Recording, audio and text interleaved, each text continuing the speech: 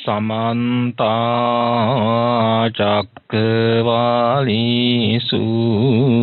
अत्रा गच्छन्तु देवता सद्धम्मं मुनिराजस्य शृण्वन्तु सग्मुखदं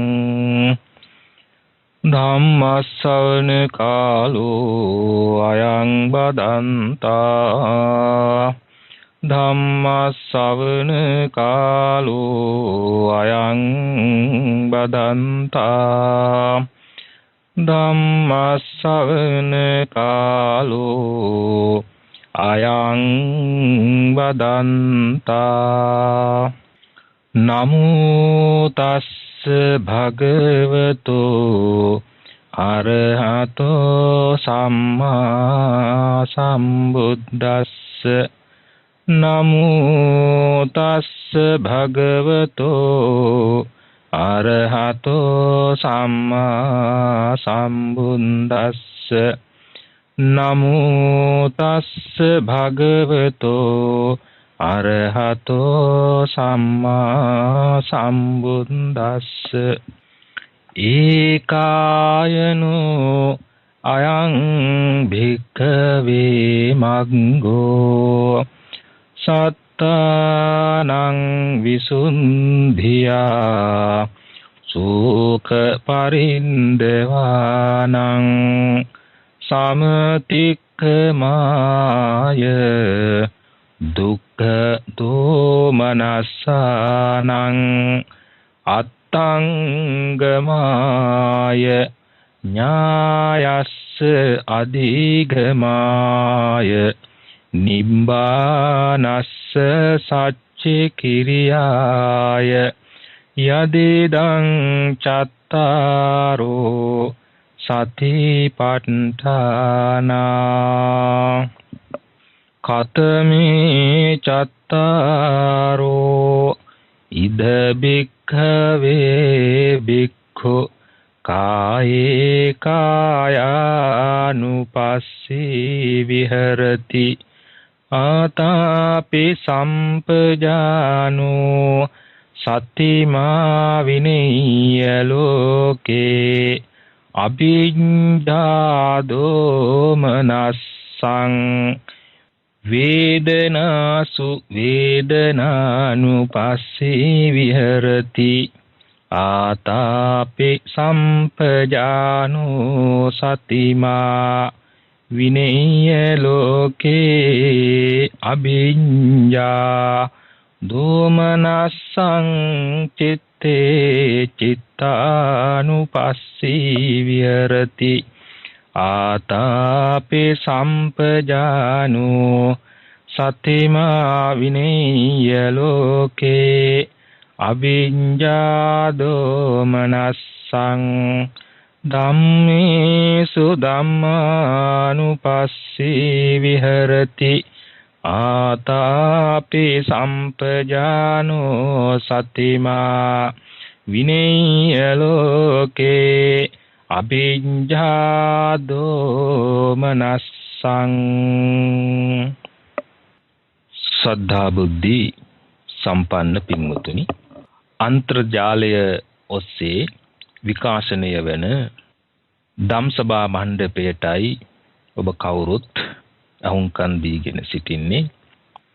සෑම සෙනසුරාදාවකම මේ වෙලාවට ලෝකවාසී බෞද්ධ ජනතාව වෙත ළඟා වෙන මේ ධම්සභා මණ්ඩපය තුලින් බොහෝ පිරිසකට ධර්ම ඥානය ලබා ගැනීම සඳහා විශාල මෙහෙයක් ඉෂ්ටනවා කියන එක අපි කවුරුත් ඊටාම සතුටින් කෘතවේදීව මතක් කරන්නට ඕන. අද පටන් සති 4ක් මේ ධම්සභා මණ්ඩපය ඔස්සේ විකාශනය වන්නේ ලෝතර සම්බුද්ධ දේශනාවේ ඊ타ත්ම වැදගත් ධර්ම මාතෘකාවක් වන සිහිය පිහිටුවන පිළිවෙල උගන්වන සතිපට්ඨානය පිළිබඳවයි. සතිපට්ඨානය කියලා කිව්ව විගස බොහෝ දෙනෙක් ඊටාම හොඳින් අහලා පුරුදු, ඒ වගේම බොහෝ පිරිසක් එය ප්‍රායෝගික වශයෙන් පුරුදු පුහුණු කරමින් සිටින කරපු මාතෘකාවක්. මක්නිසාද අද ලෝකයේ බෞද්ධ ජනතාව, අත් වශයෙන්ම බෞද්ධ කියලා කියනවට වඩා බෞද්ධ අබෞද්ධ බොහෝ පිරිසක් මේ සූත්‍රයේ අඩංගු දෑ පිළිබඳව ඊටමත් හොඳින් යම් පට්ටමකට හෝ දැනගෙන ඉන්නවා කියන එක අපිට දැනෙන දෙයක්. මේ පිළිබඳව ලියවිච්ච පොත්පත් විශාලයි. කෙසේ නමුත් එහි ආරම්භය, මේ සිහිය පිහිටුවීමේ පිළිවෙල පිළිබඳ එහි මූලාරම්භය අපි දකින්නේ දීඝනිකායේ 22 වෙනි සූත්‍රය වන සතිපට්ඨාන නැත්නම් මහා සතිපට්ඨාන සූත්‍ර ධර්මයේ තුල. මෙම සූත්‍රය දීඝනිකායේ අංක 22 නුත්, ඒ වගේම මජ්ක්‍ධිම නිකායේ අංක 10 නුත් අපිට කියවා අවබෝධ කරගන්නට පුළුවන්. අද අපි මේ සාකච්ඡාවට භාජනය වන මේ සූත්‍රය තව තවත් ප්‍රගුණ කරලීම උදෙසා ඒ සූත්‍රයේ නැවත කියවලා බැලීමෙන් එහි අඩංගු සියලුම කාරණා ඔබට ඉතා මනමින් අවබෝධ කරගන්න පුළුවන්. ඒ නිසා මම හැම දිනාගේම ඉල්ලා සිටිනවා, අපි මේ හෝරා දෙකක පමණ කාලයක් තුල විග්‍රහ වෙන මේ කාරණාට අමතරව තවත් බොහෝ දේ ඒ සූත්‍රයේ සියලු කොටස් කියවීම තුලින් අවබෝධ කරගන්න අවස්ථාව ලැබෙනවා කියන එක මතක් කර දෙන්නට ඕනේ. ඉතින් අද ඒ සූත්‍රයේ අඩංගු කාරණා හතරෙන් පළවෙනි කාරණය පිළිබඳ යම්කිසි අවබෝධයක් ලබා ගැනීමටයි අද අපි මේ සූදානම් වෙලා සිටින්නේ. ඇත්ත වශයෙන්ම මේ මාතෘකාව ඊටමත් කාලීන, ඒ වගේම එදිනෙදා ජීවිතයට වැදගත් වන, කුඩා දරුවන්ට පවා උගන්වලා ඒ දරුවන්ටත් මෙහි තිබෙන වටිනාකම කියා දිය යුතු වටිනා සූත්‍ර ධර්මයක්. සිහිය පිළිබඳවයි මේ සූත්‍රය පුරාවට උගන්වන්නේ. ඉතින් සිහිය කියන එක මනුෂ්‍ය වූ අපිට අනිවාර්යෙන් තිබිය යුතු දෙයක්. අවසිහියෙන් වැඩ කරනකොට ඒයින් ඇතිවෙන ප්‍රතිඵල, ඵල විපාක අපි දන්නවා. ඒ වගේම සිහියෙන් වැඩ කරනකොට ඒයින් අපිට ලැබෙන ප්‍රතිලාභ, ඵල විපාක අප හොඳින් දන්නවා. ඉතින් ඒ නිසා ලොකු කුඩා හැම දෙනාටම, ඒ වගේම භික්ෂු භික්ෂුණී උපාසක උපාසිකා කියන සිව්වණක් පිරිසටම ඊටමත් ප්‍රයෝජනවත් සූත්‍ර ධර්මයක් තමයි සතිපට්ඨාන සූත්‍රය. ඉතින් මේ සූත්‍රය දේශනා වෙච්ච ස්ථානීය පිළිබඳ ඊටාම කෙටියෙන් විග්‍රහ කරොත්, මේ සූත්‍රයේ ආරම්භයේදී පෙන්වා දෙනවා ඒකං සමයං භගවා කුරුසු විහෙරති. එක් සමයක මේ අපේ භාග්‍යවත් බුදුරජාණන් වහන්සේ කුරු ජනපදයේහි වාසය කරන කාලය තුල තමයි මේ සූත්‍රය කියන්නේ කම්මාස්ස ධම්ම නාම කල්ම. ඒ කම්මාස ධම්ම කියන ඒ ප්‍රදේශයේ ඒ නියම් ගමේ බුදුරජාණන් වහන්සේ විසින් දේශනා කරන්නට යෙදුන සූත්‍ර ධර්මයක් සතිපට්ඨාන සූත්‍ර ධර්මය. එතකොට මේ සූත්‍රය අපි හොඳින් අධ්‍යයනය කරගෙන යනකොට එහි තිබෙන ගැඹුරුභාවය අපිට දැනෙන්න පටන් ගන්නවා. ඉතින් ඒ නිසා මේ සූත්‍රය කියවලා අවබෝධ කර ගැනීම සඳහා යම්කිසි ඥාන ශක්තියක්, ඥාන මට්ටමක් තිබෙන්න ඕනෑ කියන එක ඒ සූත්‍රයේ නිදානය තුල අඩංගු තොරතුරු වලින් අපිට යම්කිසි ඉඟියක් දෙනවා. ඒ කියන්නේ මේ කුරු ජනපදයේ හිටපු ජනතාව බුද්ධිමත් ජනතාවක් වශයෙන් හිටපු බවටයි අපිට දෙන ඉඟිය. එහෙමනම් මේ සූත්‍රය බුද්ධිමත් ජනතාවට බෙහෙවින් උපකාර වන ප්‍රයෝජනවත් වන සූත්‍රයක්. ඒ කියන්නේ මේක අවබෝධ කර ගැනීම සඳහා හොඳ බුද්ධියක් තිබෙන්නට ඕනේ. ඒ වගේම මේ සූත්‍රයේ නිදානිය සමග සම්බන්ධ වෙන තවත් කාරණා සසදලා බැලුවාම ඒ තුල තවත් අඩංගු වෙන දෙයක් තමයි මේ පළාතේ හිටපු ජනතාව හැම විටම එකට එකතු වුණ විට අවස්ථාවලදී ඒගොල්ලෝ සාකච්ඡා කරන්නේ මේ සූත්‍රයට හා සම්බන්ධ තොරතුරු.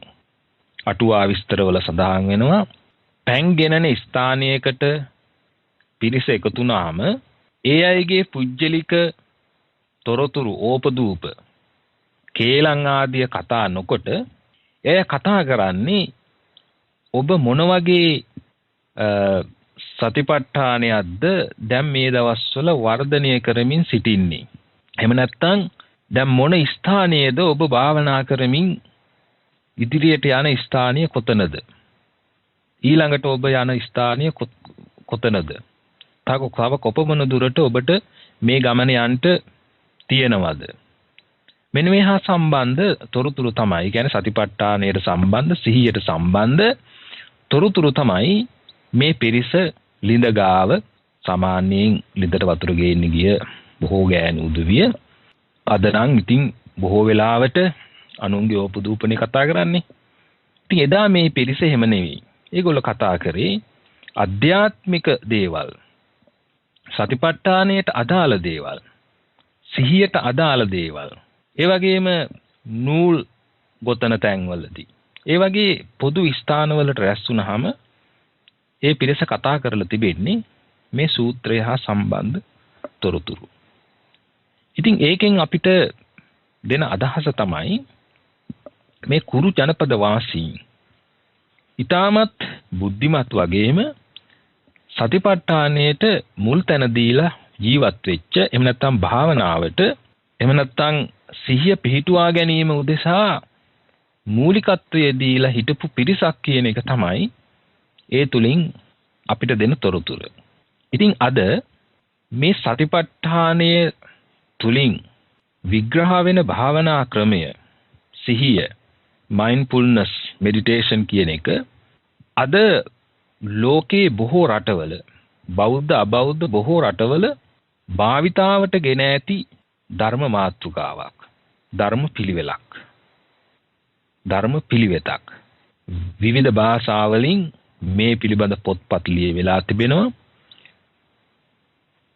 බොහෝ උගත්තු මේ පිළිබඳ අධ්‍යයනය කළා හොඳ විග්‍රහයන් ඉදිරිපත් කරලා තිබෙනවා. ඉතින් අපිට මේ සූත්‍රය දෙසට අපේ අවධානය යොමු කරොත් අපිට පොතකින් පතකින් ගන්න යම් දැනුමකට වඩා බුදු පියාණන් වහන්සේගේ ශ්‍රී මුඛයෙන් දේශනා වෙච්ච ඒ බුද්ධ වචනයම අවබෝධ කර ගැනීමේ හැකියාව අපිට ලැබෙනවා. ඉතින් ඒ නිසා අද මගේ උත්සාහය යම් මට්ටමකට කායානුපස්සනාව පිළිබඳව ඔබට කෙටි අවබෝධයක්, සාමාන්‍ය අවබෝධයක් ලබා දීමට. මේ සූත්‍රය දිග සූත්‍රයක්, විශේෂයෙන් දීඝනිකායේ සඳහන් වෙන මහා සතිපට්ඨාන සූත්‍රය විස්තරාත්මක සූත්‍රයක්. මජ්ක්‍ධිම නිකායේ සඳහන් වෙන සතිපට්ඨාන සූත්‍රය තොරතුරු සම්පූර්ණ තොරතුරු නෙවෙයි, තොරතුරු කෙටි කරලා සඳහන් වෙන සූත්‍රය. ඉතින් මේ විශේෂයෙන් මහා සතිපට්ඨාන සූත්‍රය කියවීම තුලින්ම අපිට ඒ බුද්ධ වචනයේ ඒ ආකාරයෙන්ම අවබෝධ කරගන්නට අවකාශ ලැබෙනවා. ඉතින් පින්වත්නි, අද මේ පැයකමාරක් පමණ කාලය තුල අපි සූදානම් වන්නේ කය පිළිබඳ විමසන්නට. කයේ ස්වභාවය පිළිබඳ බුදුරජාණන් වහන්සේ මොන ආකාරයෙන්ද අපිට පෙන්වා දීලා තිබෙන්නේ, ඒ වගේම කය අපි මොන ආකාරයෙන්ද දකින්න ඕන කියන මෙන්න මේ තොරතුරු තමයි අපි සාකච්ඡාවට අද යොමු කරන්නේ. දැන් අද සමාජයේ යම් පුජ්‍යලයා ගැන, සත්වයා ගැන අපි විවිධාකාරයෙන් කතා කරනවා. දැන් සාමාන්‍ය ව්‍යවහාරයේ භාවිතා වෙනවා පුජ්‍යලයේකුගේ නංගොත් දන්නේ නැත්නම් ඒ පුජ්‍යලයව හඳුන්වන්නේ ඒ පුජ්‍යලයාගේ බාහිර පෙනුමෙන්. කොට මිනිස්සයා, උස මිනිස්සයා, එහෙම නැත්නම් කළු මිනිස්සයා, සුදු මිනිස්සයා, ඔය විදිහේ මේ මිනිස්යාගේ බාහිරින් අපි දකින දේ අනුව තමයි මේ මිනිස්සයා හඳුන්වන්නේ. නමුත් බුදුහාමුදුරුවෝ පෙන්වා දීපු කය අනුව බැලීමේ ස්වභාවය මීට හාත්පසින්ම වෙනස් වූ ක්‍රමවේදයක්. ඒකයි මෙතන තියෙන වැදගත්කම. දැන් අද සමාජයේ මිනිස්සෙක් දකින්න ක්‍රමයට වඩා බුදුරජාණන් වහන්සේ මීට 2000 අවුරුදු 2500 ගානකට පෙර දැකපු ක්‍රමය සම්පූර්ණයෙන් වෙනස්. ඒ තමයි බුදුහාමුදුරුවෝ පෙන්වා දුන්නේ කයේ තිබෙන යථා ස්වභාවය. එහි තිබෙන නියම ස්වභාවය තමයි බුදුහාමුදුරුවෝ පෙන්වා දීලා තිබෙන්නේ.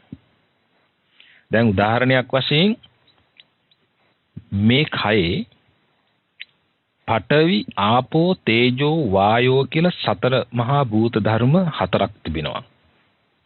මේකට කියනවා එලිමන්ට්ස් කියලා. මහා භූත ධර්ම හතරක්.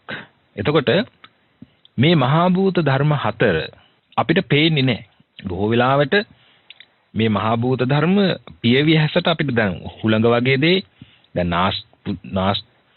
නාසය තුලින් ගමන් කරන සුළඟ වායුව අපිට දකින්න බෑ. ඒ වගේම ශාරීරික උෂ්ණත්වය අපිට දකින්න බෑ. අද වෛද්‍ය විද්‍යාව තුළින් දිනු කරපු උෂ්ණත්ව මාපක, ඒ වගේම ආශ්වාස ප්‍රාශ්වාස මනින ක්‍රම ඒව සඳහා මෙවලම් නිෂ්පාදනය කළා තිබෙනවා. ඒව තුළින් පරීක්ෂණ කරන්න පුළුවන්. නමුත් අපේ පියවි ඇසට ඒ වගේ දේවල් දකින්න පුළුවන් කමක් ලැබෙන්නේ නැහැ. දැන් මේ සතිපට්ඨානයේ කායानुපස්සනාව තුළින් බුදුහාමුදුරුවෝ පෙන්වා දෙන්නේ අපගේ පියවි ඇසට නොපෙනෙන සමහර දේවල් පවා අපිට දකින්න පුළුවන් විදියට විස්තරාත්මක කොටසක් තමයි මේ කොටසට අයිති වෙන්නේ. ඒ කියන්නේ කායानुපස්සනා කියන කොටසට අයිති වෙන්නේ ඔන්න ඔය කියපු කොටස්. ඉතින් ඒකයි මෙතන තියෙන ඊටාම වැදගත් භාවය. එතකොට සත්වයාගේ ශරීරය අපි මිනිස්සයා ගමු මෙතනදී. මිනිස්සයා තුළ තිබෙන මෙවැනි පියවි ඇසට නොපෙනෙන දේවල් සහ පෙනෙන දේවල් පිළිබඳ ඊටමත් අංග සම්පූර්ණ විස්තර විභාගයක් මේ කොටසෙන් අපිට ඉගෙන ගන්න පුළුවන්. කායානුපස්සනාව කියන කොටස් බෙදෙනවා 6කට. කොටස් 6කට බෙදෙනවා. ওই ටික තමයි අපි මුලින්ම දැනගන්න ඕන. පළවෙනි කොටස කායානුපස්සනා සතිපට්ඨානෙ, ඊළඟට වේදනානුපස්සනා සතිපට්ඨානෙ, චිත්තානුපස්සනා සතිපට්ඨානෙ, ධම්මානුපස්සනා සතිපට්ඨානෙ කියන මේ සතිපට්ඨාන හතරින් පළවෙනි සතිපට්ඨානය කායානුපස්සනා කියන කොටස තවත් කොටස් 6කට බෙදෙනවා. කොටස් 6කට බෙදලා තමයි ඒ භාවනාවට යොමු කරන්න බුදුරජාණන් වහන්සේ උපදෙස් දෙන්නේ. එහෙම නැතුව මේක කවලම් කරලා අච්චාරුවක් කරලා භාවනා කරන්න බුදුහාමුදුරු උපදෙස් දීලා නැහැ. මේක බොහොම ක්‍රමවේදයකට පිළිවෙලකට බෙදලා ඊටමත් ලේසියෙන් තේරුම් ගන්න පුළුවන් ආකාරයකට සකස් කරලා තිබෙන්නේ. එහෙමනම් අපිට තියෙන්නේ ඒ බුදු පියාණන් වහන්සේ පෙන්වා දීපු පිළිවෙල ඒ ආකාරයෙන්ම අවබෝධ කරගෙන ඒ අනුව සිහිය දියුණු කරන්ටයි අපිට තියෙන්නේ. එතකොට පළවෙනි කොටස කායानुපස්සනාව බෙදෙන කොටස් 6 පළවෙනි කොටස. ඒ කියන්නේ කායानुපස්සනාවේ පළවෙනි කොටස ආනාපාන සතිය. ආනාපාන සතිය වඩන ආකාරය පිළිබඳව ඊටමත් විස්තර විභාග ඇතුව බුදුරජාණන් වහන්සේ මෙය පෙන්වා දීලා තිබෙනවා. මම හිතන්නේ ආනාපාන සතිය කියන එක බොහෝ මෙයට සම්බන්ධ වෙලා ඉන්න බොහෝ අයට 아무තු දෙයක් නෙවෙයි. මම හිතන්නේ කුඩා කාලේ ඉඳලා අපි අහන දෙයක්, දහම් පාසලේ ඉගෙන ගන්න ළමයි පවා ඉගෙන ගන්න දෙයක් තමයි මේ ආනාපාන සති භාවනාව කියන එක පිළිබඳව. කෙසේ නමුත් එය කරන්නේ කොහොමද? ඒ කියන්නේ භාවනාවක් වශයෙන් වඩන්නේ කොහොමද කියන එක ඊටමත් පැහැදිලිව බුදුහාමුදුරුවෝ පෙන්වා දෙනවා. ඉතින් ඒ ආනාපාන සතිය වැඩිම සඳහා බුදුරජාණන් වහන්සේ මම හිතන්නේ මම අර කාරණා 6 මුලින් සඳහන් කරොත් හොඳයි. ආනාපාන සති කියන එක පළවෙනි කොටස. ඊළඟට ඉරියව් පිළිබඳව සතර ඉරියව්ව පිළිබඳව කොහොමද භාවනා කරන්නේ? ඒ පිළිබඳ සිහිය දියුණු කරගත යුත්තේ කොහොමද කියන එක තමයි දෙවන කොටස. තුන්වෙනි කොටස සම්පජාන භාවනා කොටස. ඊළඟට හතරවෙනි කොටස පිළිකුල් භාවනාව. පස්වෙනි කොටස ධාතු මනසිකාරය. හයවෙනි කොටස නවසී වටිකය. ඒවා අපි පසුව එකින් එකට තොරතුරු විග්‍රහ කරලා බලමු. දැන් මේ ආනාපාන සතිය මුල් මේක. ආනාපාන සතිය වැඩි යුත්තේ මොන ආකාරයෙන්ද කියන එක සතිපට්ඨාන සූත්‍රයේදී ඉතා පැහැදිලිව පෙන්වා දීලා තිබෙනවා. ඉතින් ඒ සඳහා අවශ්‍ය කරන පරිසරය වැදගත්. භාවනාවක් කරනවා කියලා කියන්නේ දුවන ගමන් කරන එකක් නෙවෙයි. විශේෂයෙන් ඒ ආරම්භක අවස්ථාව සඳහා විශේෂ ස්ථාන බුදුහාමුදුරුවෝ පෙන්වා දීලා තිබෙනවා. මොකද ව්‍යාකූල වූ සිත එක්තෙන් කරගෙන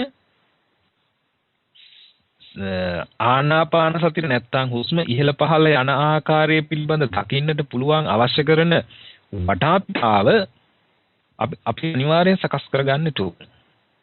එහෙම නැත්නම් දුවන ගමන්, කෑම කන ගමන්, වාහනේ ලොන ගමන්, ඉස්කෝලේ වැඩ කරන ගමන්, ප්‍රතිරක්ෂා කරන ගමන් ඒ වටාපිටාව නමාරුයි. සමහරවිට කාලය දිනුනගෙන ගියාම ඒ අවස්ථාවලදී ඒ දේවල් සිහියෙන් සිද්ධ කරන්නට පුළුවන් ආකාරයට ගන්නට පුළුවන්. නමුත් මෙහි ආරම්භයේට ඒ අවශ්‍ය කරන ස්ථානයේ වැදගත් වෙනවා. ඉතින් බුදුහාමුදුරුවෝ පෙන්වා දෙනවා කොහොමද මේ කායානුපස්සනාව වඩන්නේ? සතිපට්ඨාන සූත්‍රයේ මේ විදිහට පෙන්වා දීලා තිනවා. කතංජ බික්ඛවේ බික්ඛු කායේ කායනුපස්සී විහෙරති ඉද බික්ඛවේ බික්ඛු වරඤ්ඤගතෝ වා රුක්ඛමූලගතෝ වා ශුඤ්ඤාගාරගතෝ වා නිසිරිති පල්ලංකං ආභුජිත්වා උජුං කායම් පනිදාය පරිමුඛං සතින් උප්පට්ඨපෙත්වා සෝ සතෝව අස්ස සති සතෝ පස්ස සති. දැන් එතනදී ඔය කියපු වචන ටිකෙන් මේ පින්නතුන්ට අවබෝධ වෙනවා එතන සඳහන් වෙන තොරතුරු කීපයක්. අරඤ්ඤගතෝ වා රුක්කමූලගතෝවා ශුඤ්ඤාගාරගතෝවා.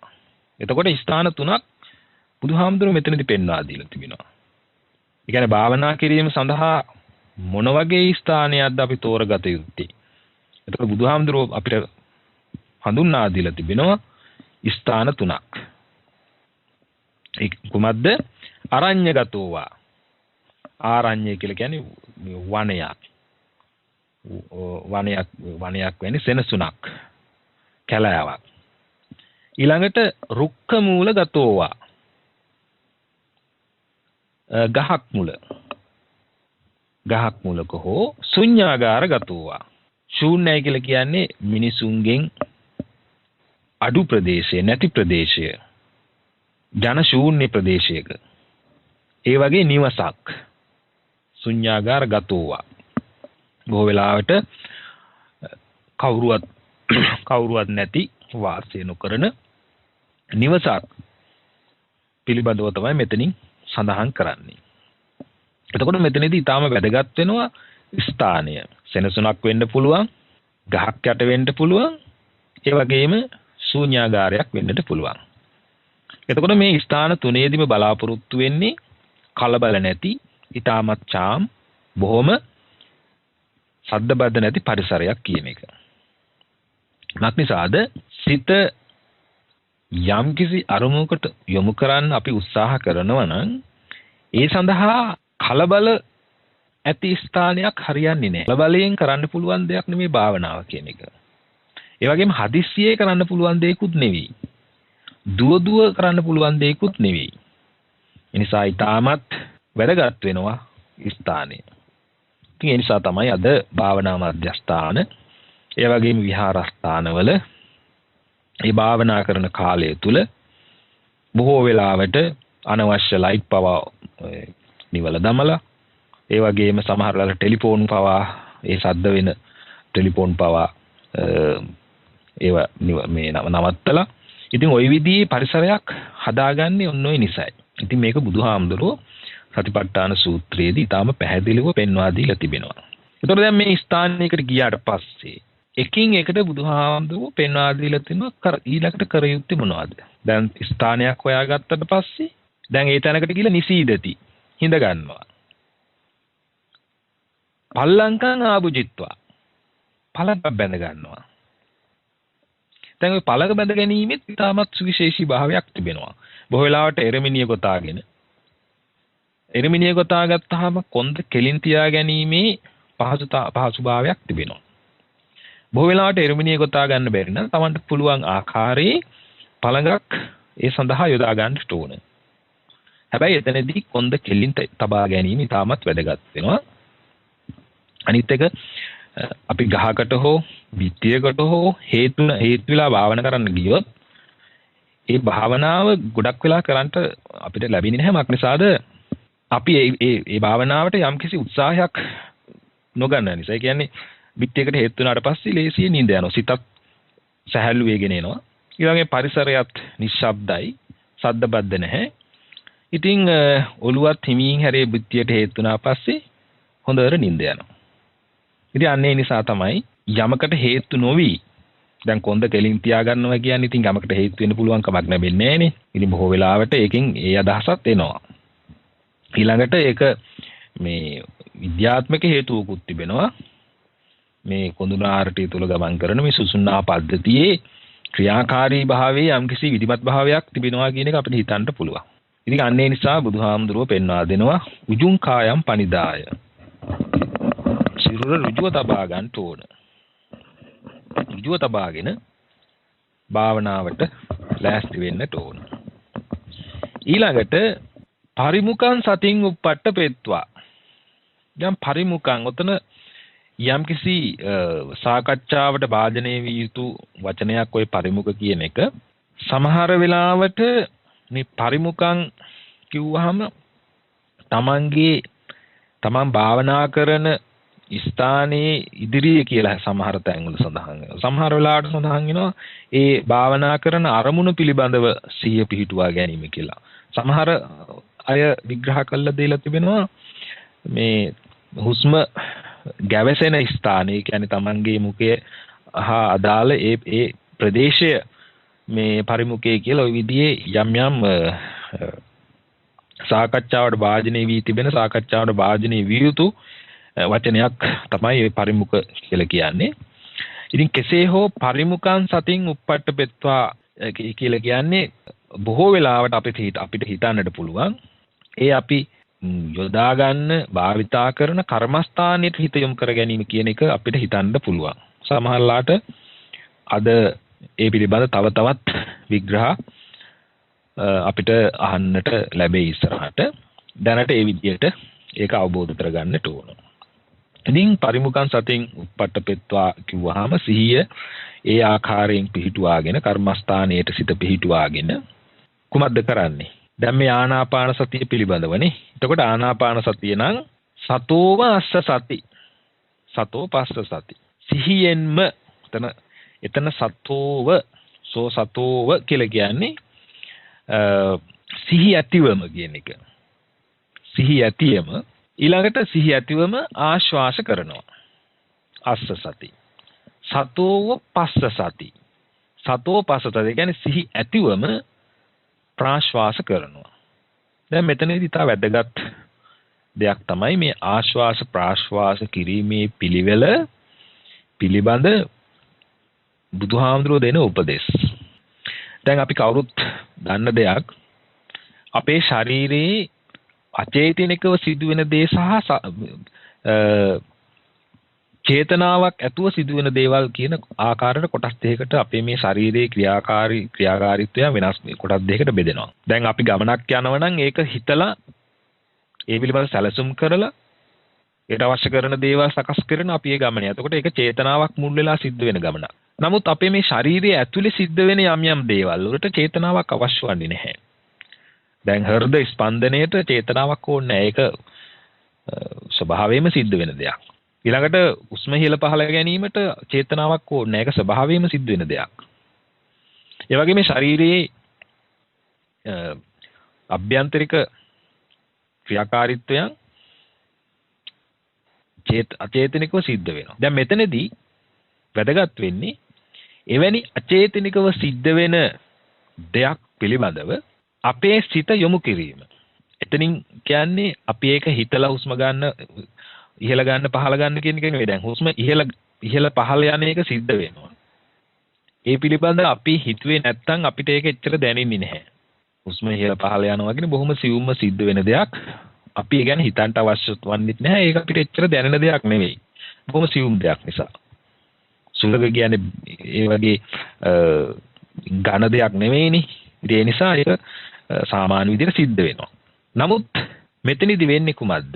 දැන් අපි අර ස්ථානයේ හොයාගෙන ශුන්‍යාගාරයක් ගහක් මුලක් ওই ස්ථානයක ගිහිල්ලා අපි වාඩි වෙලා ඒ නියමාකාරයෙන් නියම විදිහට වාඩි වෙලා දැන් අපි අස්තෙක් පියාගෙන අපි හිත යොමු කරන්නේ කොතනටද? මේ හුස්ම ඉහළ පහළ යන ආකාරය පිළිබඳව. අපි එතනදී දැඩිව හුස්ම ගන්න උත්සාහ කිරීමක් හෝ දැඩිව හුස්ම එලීමට උත්සාහ කිරීමක් හෝ එහෙම නැත්නම් හුස්ම තද කරගෙන සිටීමක් හෝ එවැනි දේවල් මෙතනදී සිද්ධ වන්නේ නැහැ. ස්වභාවයෙන් හුස්ම ඉහළ පහළ යන එක පිළිබඳව අපේ අවධානය යොමු කිරීමක් පමණයි මෙතනදී සිද්ධ වන්නේ. එතකොට දැන් භාවනා කරන යෝගාවචරය ඔය ආකාරයෙන් වාඩි වෙලා දැන් හුස්ම ඉහළ පහළ යන ආකාරය පිළිබඳ ওই විදිහට දකිනවා. දැන් හුස්ම ඉහළ පහළ යන විදිය සමහර වෙලාවට දිග හුස්ම ඉහළ යනවා. දීගම් පස්සසාමීති පජානාති. දීගම් වා පස්සසන්තෝ දීගම් පස්සසාමීති පජානාති. ඊළඟට රස්සං වා අස්සසන්තෝ රස්සං අස්සසාමීති පජානාති. සමහරලාට දිග හුස්මක්. සමහරලා කෙටි හුස්මක්. දැන් අපි එදිනෙදා ගෙදර දොරේ වැඩ කරන අවස්ථාවේදී කවදාවත් දිග හුස්මක්ද කෙටි හුස්මක්ද නැත්නම් හුස්ම ගන්නවද කියලාවත් අපි දන්නේ නැහැ. නමුත් දැන් මේ වෙලාවේදී අපිට මේ හැම දෙයක්ම දකින්න පුළුවන්. ඒක දිග හුස්මක්, ඒක කෙටි හුස්මක්, ඔය ආදී සියලුම එහා සම්බන්ධ අදාළ හුස්ම හා සම්බන්ධ තොරතුරු අපිට දකින්න පුළුවන්. මක් නිසාද? අපේ දැන් හිත එහෙමේ දුවන්න දෙන්නේ නැහැ. අපි දැන් හිත යොමු කරලා තියෙන්නේ ඒක අරමුණකට. එතකොට දැන් අපි සිහිය දැන් පිහිටුවාගෙන තියෙන දැන් මේ අවස්ථාවේ සිද්ධ වෙන දෙයකට. ඉපදුන අවස්ථාවේ සිටන් මැරෙන අවස්ථාව වෙනකන් අපි හුස්ම ගන්නවා. ඉතින් ඒක දැන් මේ අවස්ථාවේදී අපි මේ නියම ස්ථානයේ වාඩි වෙලා නියමාකාරයෙන් වාඩි වෙලා අපි අවධානය යොමු කරන්නේ ඕනෝ දිගට. ඒ කියන්නේ සිතට මේ සිහියට ආශ්වාස ප්‍රාශ්වාසයට. ආශ්වාස ප්‍රාශ්වාස පිළිබඳව තමයි අපි දැන් අවධානය යොමු කරගෙන සිටින්නේ. එතකොට ඒක වර්තමානයේ මේ අවස්ථාවේදී සිද්ධ වෙන දෙයක්. ඉතින් එහෙම බලාගෙන ඉන්නකොට අපි වෙන දේවල් වලට හිත යොමු නොකොට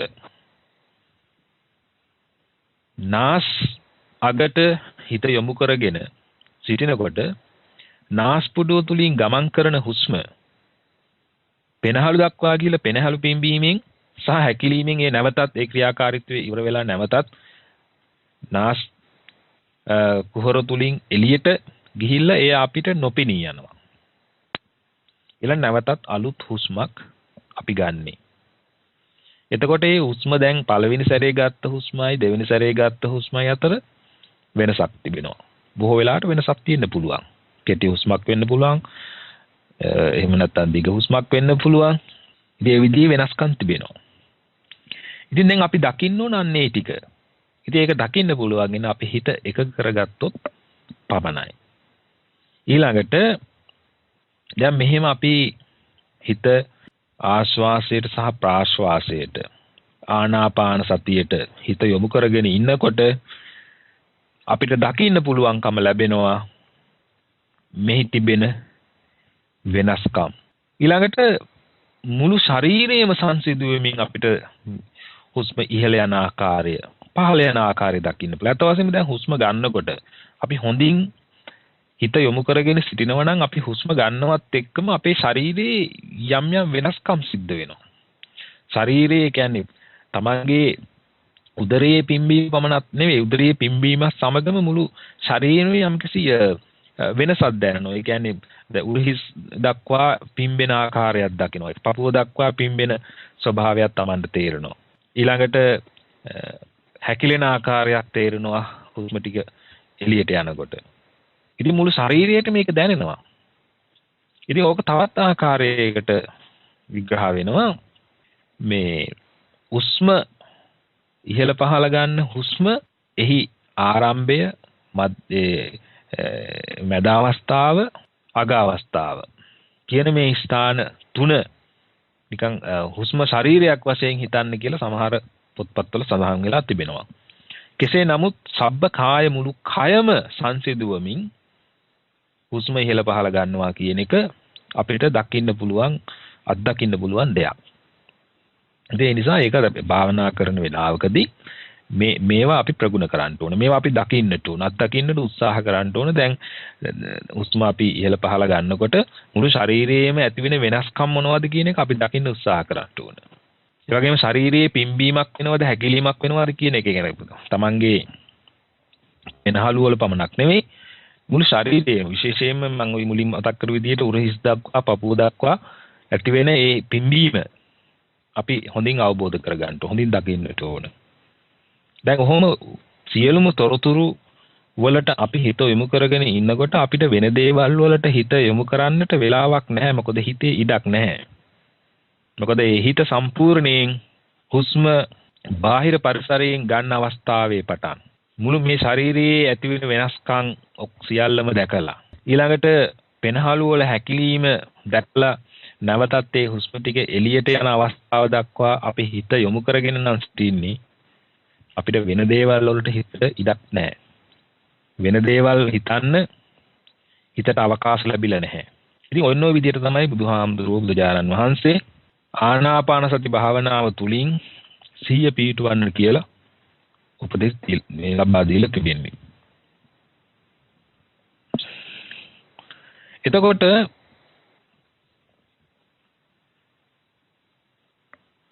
බුදුරජාණන් වහන්සේ මේ හුස්ම ඉහළ පහළ යන ආකාරය පිළිබඳව සතිපට්ඨාන සූත්‍රයේ තුල ඒ කායानुපස්සනාවේ ආනාපාන සතිය කියන මේ කොටසේ උදාහරණයක් දීලා තිබෙනවා. ඒ උදාහරණය තමයි සේයතාවි භික්ඛවේ දක්කෝ බමකාරෝ වා බමකාරෙන්තා තේවාසීවා දීගං වා අංජන්තෝ දීගං අංජාමීති පජානාති. රස්සං වා අංජන්තෝ රස්සං අංජාමීති පජානාති ආදී වශයෙන්. ඒ කියන්නේ වඩුවෙක්, විශේෂයෙන් ලී වැඩ කරන වඩුවෙක් යතු කැටය කියන එක පාවිච්චි කරනවා. එතකොට මේ යතු කැටය අපි ලෑල්ලක් ලීයක් මට්ටම් කර ගැනීම සඳහා භාවිතා කරන භාණ්ඩයක්. වඩුව තුල අනිවාර්යයෙන් තිබෙන භාණ්ඩයක් තමයි යතු කැටය කියන එක. අද ඉලෙක්ට්‍රික් ආදී දේවල් වලින් තිබෙනවා. නමුත් එදා අදත් ඒවා භාවිතා වෙනවා බොහෝ වෙලාවට. ඉතින් මේ යතු කැටය හොඳින් අල්ලාගෙන අද්දකින් ඒ ලීය මට්ටම් කරන මිනිස්සයා ඊටමත් සිහියෙන් ඒක කරන්නට ඕන. මොකද පොඩ්ඩක් හරි අර තද වුණොත් අවශ්‍ය ප්‍රමාණයට වඩා ඒ ලීයේ යම් කිසි ස්ථානයක කැපිලා අඩු වෙලා යන්න පුළුවන්. එතකොට ඔහු කරන වැඩේට ඒක ලොකු බාධාවක් වෙන්නට පුළුවන්. ඉතින් ඒක බොහොම සිහියෙන් කර යුතු දෙයක්. ඉතින් අතට ඔහු දන්නවා දැන් මේ ලීය මේ ගානට මට්ටම් කරගන්න නම් මෙන්න මේ ගානට මේ අත බර කර යුතුයි. අත සහැල්ලු කර යුතුයි කියන එක ඔහු දන්නවා. ඉතින් ඔහු ඒක සමහරලාට මුලින් ඉඳන් ලීයේ ආරම්භයේ ඉඳන් කෙලවරටම අත තද කරගෙන තල්ලු කරනවා. ඉතින් ඔහු දන්නවා දැන් මම මේක මෙතන ඉඳලා දිගටම මම තල්ලු කරන්න ඕනේ කියලා. ඊළඟට සමහරලාට ඊට වඩා කෙටි ගමනක් වෙන්න පුළුවන්. සමහරට ලීයේ මැද හරියට පමණ ඔහු ඒ ලීයේ යතු කැටේ තල්ලු කරලා ඒ කොටස මට්ටම් කරගන්නවා. ඉතින් බුදුහාමුදුරුවෝ ඔකට දීපු උදාහරණ තමයි අන්න හරියන්නේ. ඒ වගේ හරියට ලී වඩුවෙක් ලී මට්ටම් කරන මිනිස්සෙක් යතු කැටයක් භාවිතා කරන මිනිස්සෙක් හරියට ඔහු දැනගන්නවා වගේ දිගට මේ යතු කැටය තද කරමින් තල්ලු කරනවා අපව අදිනවා ආදි වශයෙන් දැනගන්නවා වගේ ආනාපාන සති භාවනාව කරන මිනිස්සයා ওই විදියට දිග හුස්මක්ද කෙටි හුස්මක්ද ආදි වශයෙන් ඔහු ඊටාම හොඳ අවබෝධයෙන් යුතුව ඒක කරනවා. ඉතින් ආන්නේ ඒක තමයි ආනාපාන සති භාවනාව කියලා සතිපට්ඨාන සූත්‍රය තුල සඳහන් වෙන්නේ. ඉතින් දැන් මෙහිම ආනාපාන සති භාවනාවට දැන් ඒක අවශ්‍ය කරන මූලික ස්ථාන දේශනා මතක් කරා. ඊළඟට ඒ සඳහා අපි අනුගමනය කළ පිළිවෙලවල් පිළිබඳව ඒ සඳහන් වෙලා තිබුණා. ඒකට දීපු උදාහරණය දැන් මතක් කරා. ඉතින් ඒ සූත්‍රය තුල තවත් පෙන්වා දෙනවා ඉති අජ්ජත්තං වා කායේකානුපස්සී විහෙරති බහිද්ධා වා කායේකානුපස්සී විහෙරති අජ්ජත්ත බහිද්ධා වා කායේකානුපස්සී විහෙරති සමුදය ධම්මානුපස්සී වා කායස්මින් විහෙරති වය ධම්මානුපස්සී වා කායස්මින් විහෙරති සමුදය වය ධම්මානුපස්සී වා කායස්මින් විහෙරති අත්ති කායෝති වා පනස්ස සතිපට්ඨිතා හෝති යාව දේව ඥානමත්තාය පදිසතිමත්තාය අනිසිතෝජ විහෙරති නචකින්චි ලෝකේ උපාදීයති ඒවම්පි භික්ඛවේ භික්ඛු කායානුපස්සී විහෙරති. එතකොට දැන් අපි ආනාපාන සතිය වඩමින් ඉන්නකොට අපි හිතන්න නරකයි මේ මගේ ශරීරයේ විතරයි මේ විදිහට වැඩ කරන්නේ. මේ විදිහට මේ උස්ම ඉහළ පහළ ගිහිල්ලා මේ ආකාරයෙන් ශරීරේ ක්‍රියාත්මක වෙන්නේ ලේ ධාතුව පිරිසුදු වෙලා හෘද වස්තුවට ගමන් කරලා හෘද වස්තුව තුලින් මුළු ශරීරය පුරා දුවන්නේ මගේ මේ ශරීරයේ පමණක් නෙවෙයි. මේක අනිත් අය තුල සිද්ධ වෙන දෙයක්. ඒ නිසා මේක පොදු දෙයක්. ජීවත් වෙන හැම සත්වයකම ඒ හැම සත්වයකටම පෙනහල්ල තිබෙනවා. ඒ වගේම නාස් පුඩු දෙක තිබෙනවා. ඉතින් මේවා තුලින් හුස්ම ඉහළ පහළ අරගෙන මේ විදිහේ ශරීරයේ පැවැත්ම මේ ආකාරයෙන් සිද්ධ වෙනවා කියන එක අපි ඒ විදිහට හිතන්න ඕන. එහෙම නැතුව ඒක මම විතරක් කරන දෙයක් කියලා හිතුවොත් ඒක සාධාරණ නැහැ. ඉතින් අපි එහෙම හිතීමෙන් කරන්නේ අපි තව තවත් පුළුල් කරගන්නවා. අපි මේ ලබාගත් දැනුම අපි ලබාගත් සිහිය අපි පුළුල් කරගන්නවා. මේක බාහිර වූ අයත් මේ විදිහට සිද්ධ කරනවා. බාහිරව අපිට පෙනෙන දකින හමු වෙන හැම කෙනාමත් මේ ආකාරයෙන් හුස්ම ඉහළ පහළ යාම සිද්ධ වෙනවා. මේක මට විතරක් සීමා වුණු දෙයක් නෙවෙයි. මේක පොදු දෙයක් කියන එක පොදු වශයෙන් දකින්නට ඕන. ඉතින් එහෙම දැකලා අපි හේ අනිත්‍ය ස්වභාවයත් අපි දකින්න ඕන. ඒ කියන්නේ දැන් අපි උස්මක් ඉහළ ගත්තා. ඊළඟට ඒකෙන් පෙනහළු තුල යම්කිසි ක්‍රියාකාරීත්වයක් සිද්ධ වුණා. ඒ උස්ම ටික පහළට ගියා. ඒ කියන්නේ ඒක නැතුව ගියා. නොපෙනී ගියා. එතකොට එතන අපි දකිනවා අනිත්‍යතාවය, අනිත්‍ය ස්වභාවයක්. ඉතින් අනිත්‍යතා ලක්ෂණයටත් අපි වඩන්න ඕන ඕක. ඒ කියන්නේ හැම දෙයක්ම ස්ථිර නැහැ. අපි භාවනාවට වාඩි වෙලා උස්ම ඉහළ පහළ ගන්න පටන් ගත්තට පස්සේ ඒ ආරම්භක කාලයත් අවසාන කාලයත් අතර විශාල වෙනස් වීමක් තිබෙනවා. Taman ඇවිල්ලා භාවනාවට වාඩි වෙච්ච අවස්ථාවයි භාවනාව ඉවරන කොටයි ඔහුගේ සිතිවිලි වල වෙනස්කම් සිද්ධ වෙලා තිබෙනවා. ශරීරයේ වෙනස්කම් සිද්ධ වෙලා තිබෙනවා. ඒ වගේම උස්ම ඉහළ පහළ ගැනීමේ ස්වභාවයන් පිළිබඳව ඒ වයිදී විශාල වෙනස්කම් සිද්ධ වෙලා තිබෙනවා. ඉතින් අන්න ඒව පිළිබඳව අපි අනිත්‍යතාවය දකින්න ඕන. දැන් උස්මක් අපි ගත්තා. ඒ උස්ම ආපහු නොපෙනී ගියා. ඊළඟට නැවතත් අලුත් උස්මක් ගත්තා. ඒකත් නොපෙනී ගියා. ওই විදිහේ මෙහි අනිත්‍ය භාවය අපි දකින්න ඕනේ. ඒ කියන්නේ ඇතිවීමේ නැතිවීමේ ස්වභාවය අපි අනිවාර්යෙන් දකින්න ඕනේ. භාවනාවේ අවසානයේදී අත් වශයෙන්ම බලාපොරොත්තු වෙන්නේ ඒකයි. ඒ කියන්නේ වය ධම්මානුපස්සීවා කියති. මේක වැය වෙනවා, නැති වෙනවා. ඉතින් ඒව පිළිබඳ නැවත බලමින් යාවදේව ඥානමත්තාය. ඒ වගේම පතිසතිමත්තාය. ඥානයාගේ දියුණුව වැඩි දියුණුව පිණිස වැඩිවීම පිණිස ඒක හේතු වෙනවා. ඒ වගේම සිහිය ප්‍රතිසතිමත්තාය සිහිය වැඩිවීම පිණිස ඒ දැනුම හේතු වෙනවා. ඒ කියන්නේ අපි අනිත්‍යතාවය දැකීම තුලින් අපේ ඥානය වැඩි වෙනවා, සිහිය වැඩි වෙනවා. ඒ වගේම සත්වයේ පුජ්‍යලයේ ආත්මයක් නැහැ කියන මේ ස්ථාවරත්වය අපිට හදාගන්න පුළුවන් ලේසියෙන්ම. ඉතින් අන්න ඒ නිසා අපි ලෝකෙට නැත්නම් අපේ ශරීරයට තිබෙන ඇලීම ගැලීම අපිට අඩු කරගන්න මේක තමයි විශේෂයෙන් උපකාර වෙන්නේ. ඉතින් ඒ නිසා බුදුරජාණන් වහන්සේ ආනාපාන සති භාවනාව තුලින් අපිට භාවනාවට අවශ්‍ය කරන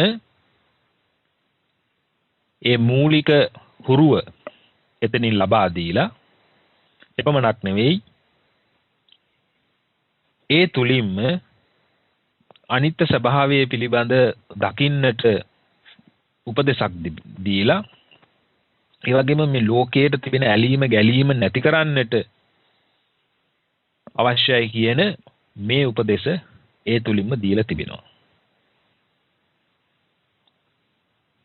දැන් ඔය ආනාපාන සති භාවනාව පිළිබඳව කෙටියෙන් අපි ඔය අවධානය යොමු කරේ. දැන් තව කාරණා පහක් තිබෙනවා.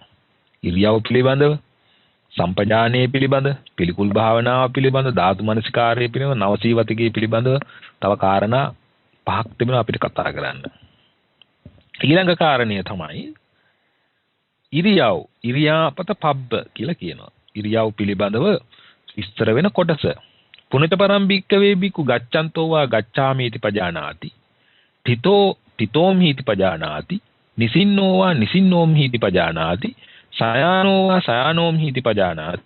යතා වා පනස්සකායෝ පනිහිතෝ හෝති තථා තථානම් පජානාති. මම හිතන්නේ ඉරියව් පිළිබඳව අහපු විගස අපි දන්නවා අපිට ඉරියව් ප්‍රධාන ඉරියව් තියෙන හතරයි. ගච්ඡන්තෝ වා ගච්ඡාමීති පජානාති. අපි යනවා කියන හැඟීම ඇති වෙන්නට ඕන. පජානාති කියන දැනගන්නවා. ඊළඟට තිතෝම් හීති පජානාති. අපි සිටියමි දැනගන්න ඕන. ඒ වගේම නිසෙන්නෝවා සයානෝවා බුද්ධිය ගන්න අවස්ථාවේ ඒ විදිහට අපි දැනගන්නට ඕන. ඉතින් මේ ඉරියව් හතරේ කියන්නේ ගතේ තිතේ නිසින්නේ. අපි ඇවිදින අවස්ථාවේදී, හිටගෙන ඉන්න අවස්ථාවේදී, ඒ වගේම වාඩි වෙලා ඉන්න අවස්ථාවේදී, නිසින්න කියලා කියන වාඩි වෙලා ඉන්න අවස්ථාවේදී, සයානෝවා සයනය කරන අවස්ථාවේදී කියන මේ අවස්ථා හතරේදී අපේ සිහිය අපි පිහිටුවා ගන්නට ඕන. දැන් මේ පින්නතුන් බොහෝ වෙලාවට අහලා තියෙනවා සක්මන් භාවනාව. ආනාපාන සති භාවනාවත් සමග බොහෝ වෙලාවට සක්මන් භාවනාව සිද්ධ වෙනවා. ආනාපාන සති භාවනාව ටිකක් කරලා ඊට පස්සේ ඇඟේ පැත්තේ ඇති වෙන යම් අමාරුකම් රිදීම් ආදී නිසාත් ටික වේලාවක් සක්මන් භාවනාව කිරීම තුළින් ඒ අපහසුතාවයෙන් මිදෙන්නට පුළුවන්කමකුත් තිබෙනවා. කෙසේ වෙතත් අපි සාමාන්‍යයෙන් මිනිස්සෙක් සත්වයක් ගමන් කරන පිළිවෙලට වඩා හාත්පසින්ම වෙනස් වූ පිළිවෙලකට ගමන් කරන්න අපි උත්සාහ ගැනීමක් තමයි සක්මන් භාවනාවේදී කරන්නේ. ඒක ඊටම සුවිශේෂී අවස්ථාවක්. දැන් ආනාපාන සතිය වඩාගෙන ඉඳලා එතනින් හිමින් නැගිටලා භාවනා පුරුදු කරන ගුරුවරයා උපදෙස් දෙනවා සිහියෙන්ම නැගිටින්න නැගිටලා ඉන්න අවස්ථාව සිහියෙන් ඉඳින්නට ඊළඟට සක්මන් කරන්න. එතකොට දැන් මේ කිසිම අවස්ථාවක් අපි නොදැනුවත්ව සිද්ධ වෙන්නේ නැහැ. දැන් ආනාපාන සතිය වඩ아가ගෙන එනවා. ඊළඟට අපි නැගිටිනවා කියන හැඟීම ඇතුව සිහියෙන් යුතුව අපි නැගිටිනවා. සිහියෙන්ම අපි නැගිටිනවා. නැගිටලා දැන් අපි දැන් එක ස්ථානයක හිටගෙන ඉන්නවා. එතකොට දැන් අපි හිටගෙන ඉන්න අවස්ථාව අපි හොඳින් අවබෝධයෙන් අවධානයෙන් සිටිනවා. ඊළඟට උපදෙස් දෙනවා. දැන් තමන්ගේ පාදයේ උස්සන්න. ඊළඟට ඉදිරියට පාදය තල්ලු කරමින් පොළොවට තබන්නට. ඊළඟ පාදේ ඔය ආදි වශයෙන් බොහෝම හිමින් මේ සක්මන සිද්ධ වෙන්නේ. සක්මන කියන්නේ ඒකයි. බොහොම හිමින් සිද්ධ වෙන්නේ. ඉතින් මේ හිමින් සිද්ධ වෙනකොට අපිට ලේසියෙන්ම අපේ මනස ඒ එසවෙන පාදය දිහා ඉදිරියට තල් වෙන පාදය දිහා පොළොවට තබන පාදය වශයෙන් අපිට මේක හොඳින් දකින්නට පුළුවන්. දැන් එතකොටත් කුමක්ද වෙන්නේ? අර දුවන සිත අපේ මේ ශරීරයේ සක්මනට යොමු වෙලා තිබෙන්නේ. දැන් අපි සාමාන්‍යයෙන් ඇවිදිනකොට අපි කකුල උස්සනවා, කකුල ඊළඟට තබනවා, ඔය ආදි වශයෙන් හිතන්නේ නැහනේ. නමුත් මේ අවස්ථාවේදී ඊට වඩා හත්පසින් වෙනස්. අපි හිතනවා දැන්. ඉතින් එහෙම හිතනකොට තමන්ගේ ගමන් කරන සිත, දුවන පනින සිත, එක්තෙන් කරගන්න අපහසු වූ සිත ටිකෙන් ටික එක්තෙන් වීගෙන එනවා. මොකද මෙහෙම ඊටාම හිමින් සිද්ධ වෙන කාර්යයක් දිහා අපි ඊටාම අවධානයෙන් බලාගෙන ඉන්නවා. සිහියෙන් යුතුව අපි ඇවිදිනවා. සිහියෙම තමයි අපි අඩිය උස්සන්නේ, අඩිය ඉස්සරහට ගෙනියන්නේ, බිම තබන්නේ. ඔය ආදි වශයෙන්. ඉතින් අන්න එහෙම කරනකොට මේ කය පිළිබඳව තව තවත් ඔහුගේ මනසේ ලොකු අවබෝධයක්, මන අවබෝධයක් ඇති වෙනවා. දැන් අපි සාමාන්‍යයෙන් ඇවිදිනකොට අපි දන්නේ අපි ඉස්සෙල්ලා කකුල් තියන්නේ කකුලේ මොන කොටසද බිමට තියන්නේ? විලුඹද, ඇඟිලි තුඩුද කියන එක අපි දන්නේ නැහනේ. නමුත් මේ විදියට හිමින් සක්මන් භාවනාව කරනකොට අපි දන්නවා දකුණු කකුල නම් උස්සන්නේ, දකුණු කකුල ඉස්සෙනවා, විලුඹ පැත්ත නම් ඉස්සෙන්නේ, විලුඹ පැත්ත ඉස්සුණා. ඊළඟට ඇඟිලි තුඩු වලින් පොළොවට බදලා සිටිනවා. ඒ කොටසත් හිමින් ඉස්සුණා.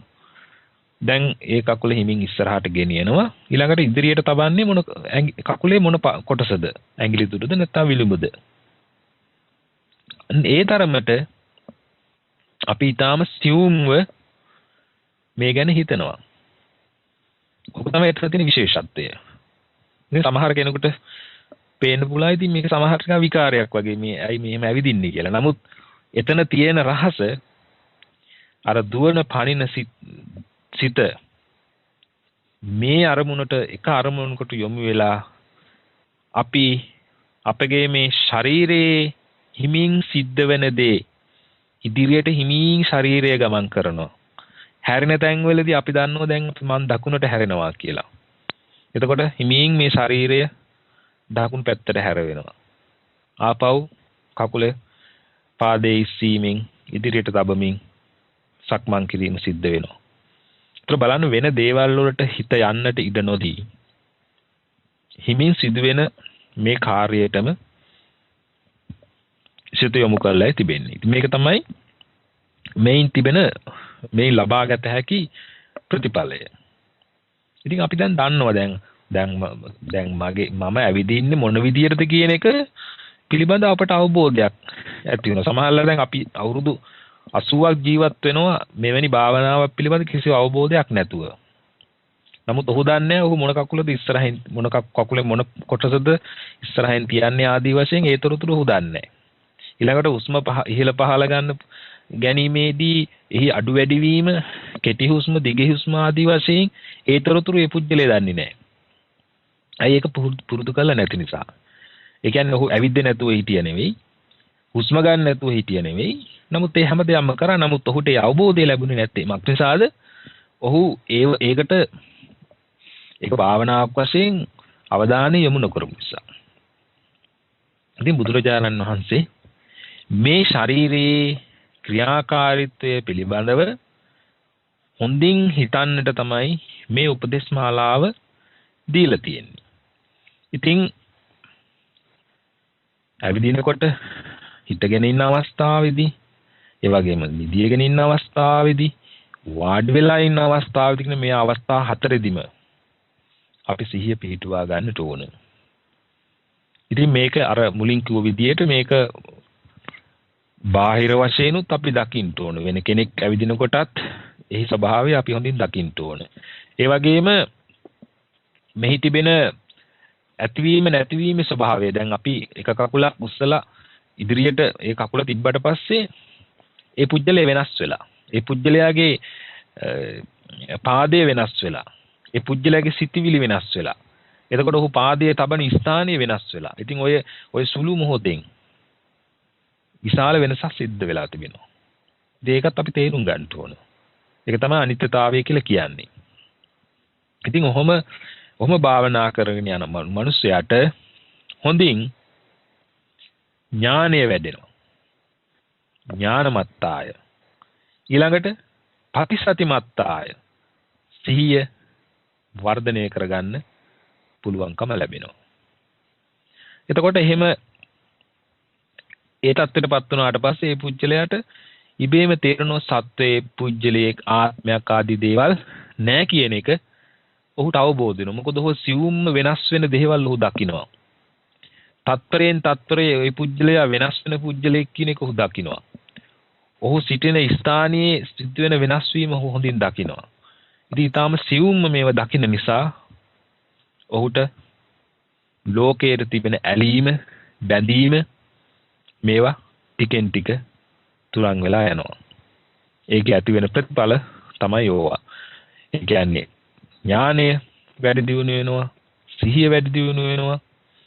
ඊළඟට සත්‍යේ පුජ්‍යලේ ආත්මයක් ආදී දේවල් පිළිබඳව තිබෙන ඒ විශ්වාසය ඒව ටිකෙන් ටික අඩු වෙලා යනවා. ඉතින් තෘෂ්ණාව වගේ දෘෂ්ටි ඕවයින් වළකින්නට, මිදෙන්නට පුළුවන්කම ලැබෙනවා. ඉතින් මෙන්න මේ විදිහට කායානුපස්සනාව වඩන්න කියලායි බුදුරජාණන් වහන්සේ එතනදී පෙන්වා දීලා තිබෙන්නේ. එතකොට දැන් ওই කාරණා දෙක ආනාපාන සතිය පිළිබඳවත් ඉරියව් පැවතීමේ ස්වභාවය පිළිබඳ සිහිය පිහිටුවීම ක්‍රමවේදයක් පිළිබඳව දැන් අපි ඊටම කෙටියෙන් සාකච්ඡා කරා. මම හිතන්නේ මේව පිළිබඳ මේ පින්වතුන් බොහෝ වෙලාවට අහලා ඇති. මේක බොහොම ප්‍රචලිත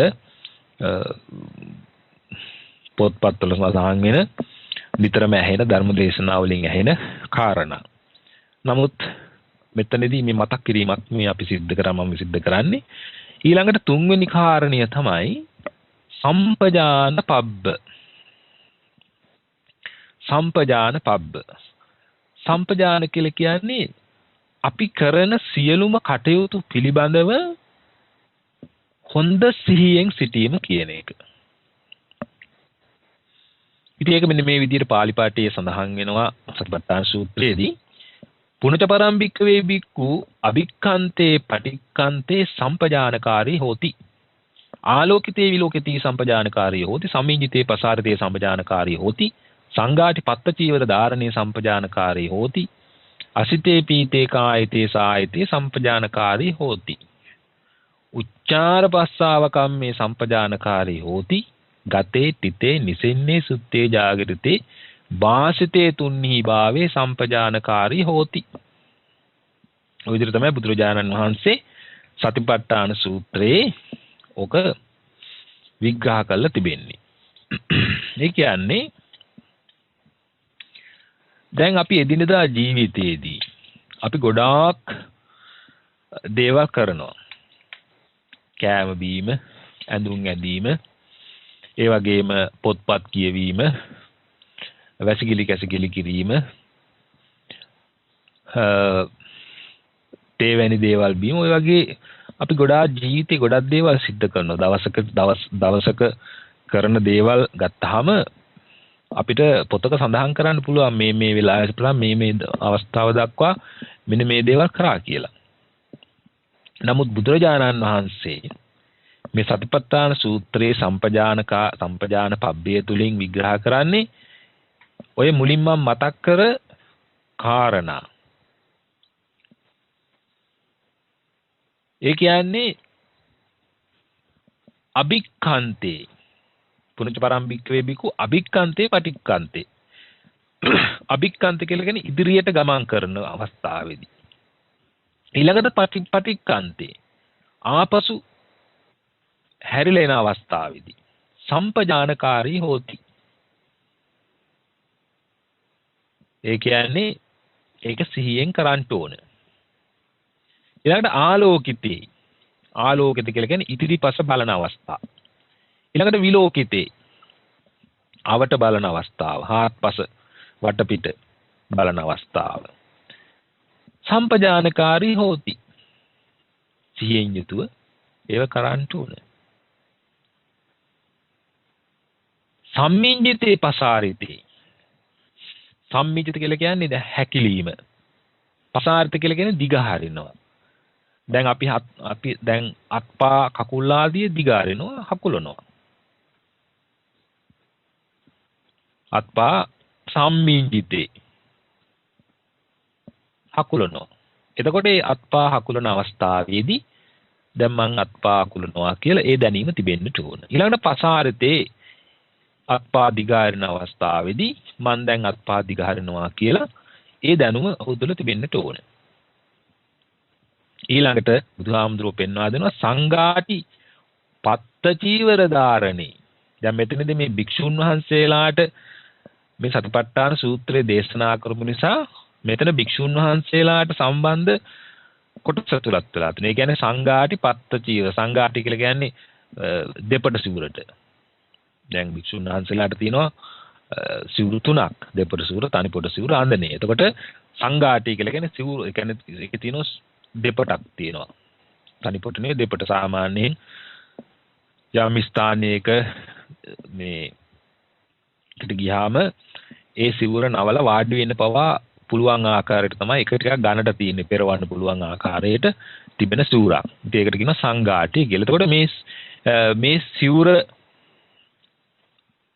උඩින් දාන අවස්ථාවේදී ඊළඟට පත්ත චීවර ධාරණේ. පත්ත කියලා කියන්නේ පාත්‍රය. එතකොට චීවර කියලා කියන්නේ මේ සිවුර, අඳනිය ආදී කොටස්. එතකොට ඒව පොරවන අවස්ථාවේදී සම්පජානකාරී හෝති. ඒක සිහියෙන් යුතුව කරන්න ඕන. එතකොට දැන් මේක ගිහි බවතුන්ට ඒ අය ඇඳුම් අඳිනකොට, අයියක බඳිනකොට ඒ අවස්ථාවේ ඒක ඒ විදිහට කරන්න ඕන. දැන් සාමාන්‍යයෙන් අපි එදිනදා ජීවිතේ ඇඳුම් ඇඳීම විශේෂයෙන් ගිහි බවතුන් ඇඳුම් අඳිනකොට සමහර වෙලාවට අපි ඒ සිහියෙන් කරන්නේ නැත්නම් සමහරලාට කමිසේ කන පිට ඇඳයි යනවා. එහෙම නැත්නම් ඒකේ දූවිලි ඔහු දන්නේ නැහැ. ඉතින් ඔය ආදී දේවල් වෙන්න පුළුවන්. ඔහු සමහරලාට හාස්‍යයට ලක් වෙන්න පුළුවන් එවැනි අවස්ථාවලදී. ඉතින් මේ ඒව සිහියෙන් කිරීම තුලින් ඒවයි මිදෙන්නටත් පුළුවන්කම ලැබෙනවා. ඉතින් ඒකත් මතක තියාගන්නට ඕන. ඉතින් අපි ඒව අඳින අවස්ථාවේදීත් අපි ඒවට ඇලීමෙන් අඳින්නේ නැහැ. ඒවට ආසාවෙන් අඳින්නේ නැහැ. ඒව තමන්ගේ දැන් වික්ෂුන් වහන්සේලාටම බුදුරජාණන් වහන්සේ පෙන්වා දීලා තිබුණා මේ සිවුරු අපි භාවිතා කරන්නේ මේ ශාරීරික ආරක්ෂාවට, මැසිබුඳුරුවන්ගේ ආරක්ෂාවට කියන එක. ඉතින් ඒ විදිහට අපි ඒවට ආසාවෙන් නෙවෙයි ඒවා අඳින්නේ, අවශ්‍යතාවය නිසා ආහාර ගන්නකොටත් එහෙමයි. ඉතින් එතනදී ඒ ගිහි බවතුන් සඳහා ඒ අවශ්‍ය විදියට ඒක පරිවර්තනය වෙන්න ඕන. ඊළඟට අසිතේ පීතේ කායිතේ. අසිතේ කියලා කියන්නේ දැන් කෑම ආදී දේවල් අපි ගන්න අවස්ථාව. එතකොට පීතේ කියලා කියන්නේ මේ බොන දේවල්, පානය කරන දේවල්. කෝපි වගේ දේවල්, ජූස් වගේ දේවල් පානය කරන අවස්ථාවේදී ඉතින් ඒකේ රස අපි විඳින්න පුළුවන් අපිට. ඒ කියන්නේ ඒක පානය කරනකොට ඒක තමන්ගේ උගුරෙන් පල්ලෙහාට ගිහිල්ලා ඒකෙත් අනිත්‍යතාවයට ලක්ෂණවා පිළිකුල් භාවයට පත් වෙනවා කියන ආදී දක්වා අපිට යන්නට පුළුවන් ඒ පානය කරන අවස්ථාවේදී. කෑම කනකොටත් එහෙමයි. කායිතේ කියන්නේ ඔය විවිධ කැවිලි වර්ග ආදී දේවල් කනකොටත් ඉතින් ඒවා අපි අනුභව කරනකොට දැන් කට දාලා හපනකොට ඉතින් ඒ අපි කටට ගත්ත ආහාර වෙනස් වෙනවා. එතකොට එතන ඒ වෙනස් වීමත් අපිට දකින්න පුළුවන්කම ලැබෙනවා. ඊළඟට සම්පජානකාරී හොති මේව පිළිබඳ වජිරබුද්ධ ස්වාමීන් වහන්සේ අපි අහනවද? මදන්නේ අපේ වජිරබුද්ධ ස්වාමීන් වහන්සේ අපෙන් ඩිස්කනෙක්ට් කරලා ඉන්නේ. හැමෝටම සම්මන්ත්‍රණය ලැබෙන්න කියලා ආරාධනා කරලා ඉල්ලා සිටිනවා. ස්වාමීන් වහන්සේ වාසී ලයින් එකේ ඉන්නවද? මේ දැන් ඇහෙනවද මහත්මයා? එහෙමයි. දැන් ඇහෙනවද? එහෙමයි ඇහෙනවා. හරි. හොඳයි. ප්‍රමාද දෝෂයක් මං හිතන්නේ මේ යාන්ත්‍රික දෝෂයක් වෙන්නට ඕන. කෙසේ නමුත් මම දන්නේ කොච්චර වෙලා මේක නැවතිලා තිබුණාද කියන එක. මට අනිත් ස්වාමීන් වහන්සේ තමයි මේ මතක් කරේ. කෙසේ නමුත් අපි දැන් මේ සාකච්ඡා කරගෙන ආවේ සම්පජාන කියන කොටස පිළිබඳව. එතකොට එහි මම මතක් කරා සම්පජාන කියලා කියන්නේ තමන් ජීවිතයේ දිනදා ජීවිතයේදී සිද්ධ කරන හැම කාර්යයක් පිළිබඳවම සිහියෙන් යුතුව සිද්ධ කරන්නට කියන එකයි මම අන්තිමට මතක් කරේ. ගතේ තිතේ නිසින්නේ සුත්තේ ජාගරිතේ. ගමන් කරන අවස්ථාවේදී, නැවතී සිටින අවස්ථාවේදී, ඊළඟට වාඩි වී සිටින අවස්ථාවේදී, ඊළඟට සුත්තේ සතිපි සිටින අවස්ථාවේදී, ඊළඟට ජාගරිතේ අවිදිව සිටින අවස්ථාවේදී සිහියෙන් ඉන්නට ඕන. ඊළඟට වාසිතේ කතාබස් කරන වෙලාවට තුන්හි භාවේ නිහඬව සිටින අවස්ථාවේදී සම්පජානකාරී හෝති. අපි චේන් යුතුව ඒව සිද්ධ කරන්නට ඕනේ. ඉතින් මෙතනදී අත් වශයෙන් වැදගත් වෙන කාරණා ගොන්නක් තිබුණා. විශේෂයෙන් කතාබස් කරන අවස්ථාවවලදී පවා අපි ඒ සිහියෙන් යුතුව සිද්ධ කරනවා නම් අපිට බොහෝ වෙලාවට අපි කතා කරන දේ වැදගත් දෙයක් බවට පත් කරගන්නට පුළුවන්කම ලැබෙනවා. එතන මම කියන්නේ දිනදා ජීවිතයේදී අපිට වැදගත් දෙයක් බවට පත් කරගන්නට පුළුවන්කම ලැබෙනවා. ඉතින් මේ ආකාරයෙන් බුදුරජාණන් වහන්සේ සම්පජාන පබ්බය පිළිබඳව විග්‍රහ කළා දීලා තිබෙනවා.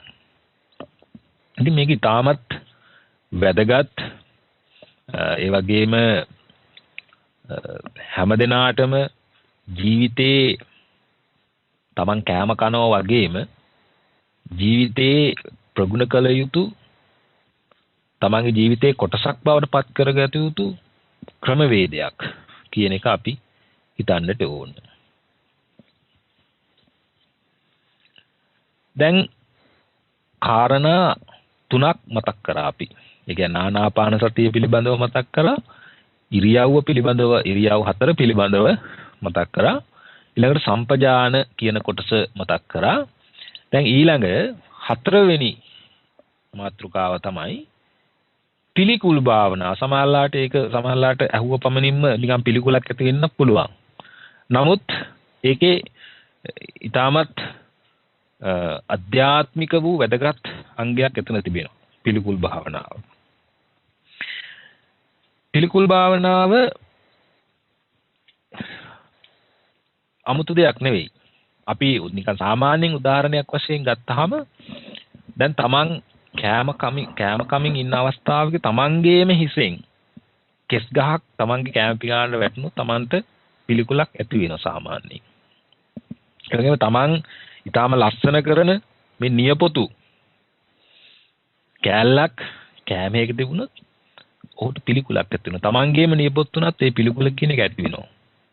දැන් බුදුරජාණන් වහන්සේ මේක ඔයිට වඩා ගැඹුරට විග්‍රහ කරලා දෙනවා මේ ශරීරයේ අභ්‍යන්තරයේ තියෙන දේවල් පිළිබඳව කොටස් පිළිබඳව බුදුරජාණන් වහන්සේ පටික්කෝල මනසිකාර පබ්බ කියන කොටසෙන් දේශනා කළා පෙන්වා දීලා තිබෙනවා. පුනච පරම්බික්ක වේබිකු ඉමමේව කායං උද්දම් පාදතලා අදෝකේ සමත්තකා තතපරියන්තම් පූරන්න අනපකාරස්ස අසුචිනෝ පච්ච වෙක්කති.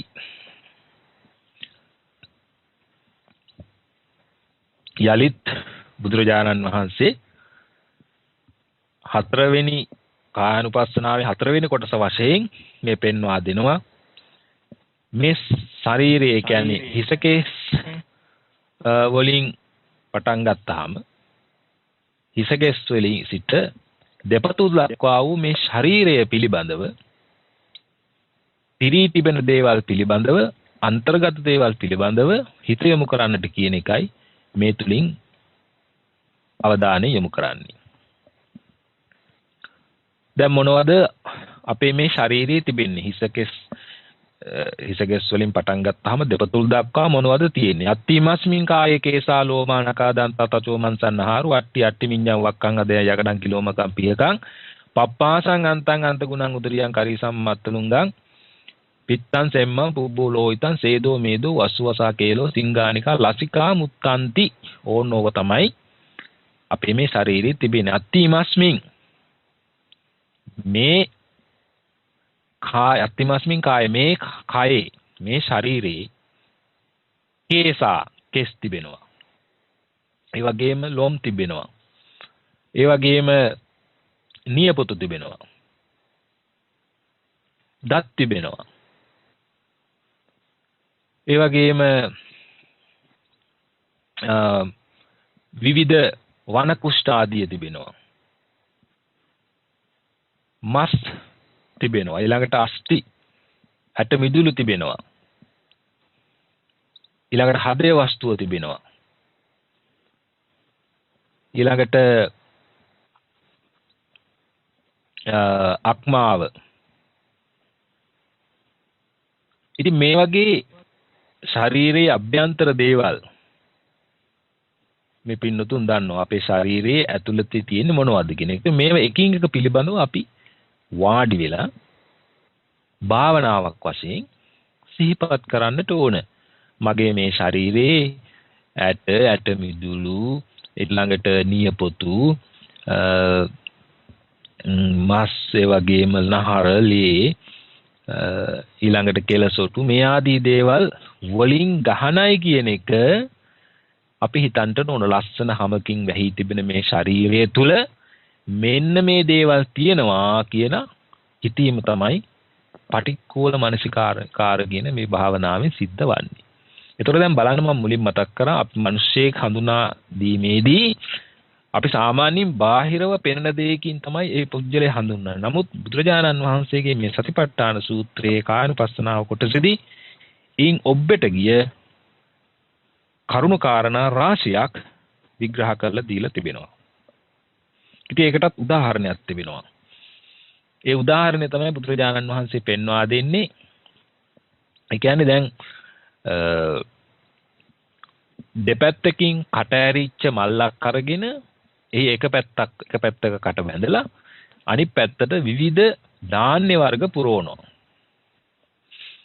මුං ඇට, කඩල ඇට, හාල් ඇට මේ ආදී විවිධ වර්ගයේ ධාන්‍යයට අබෑට ආදී දේවල් පුරවනවා.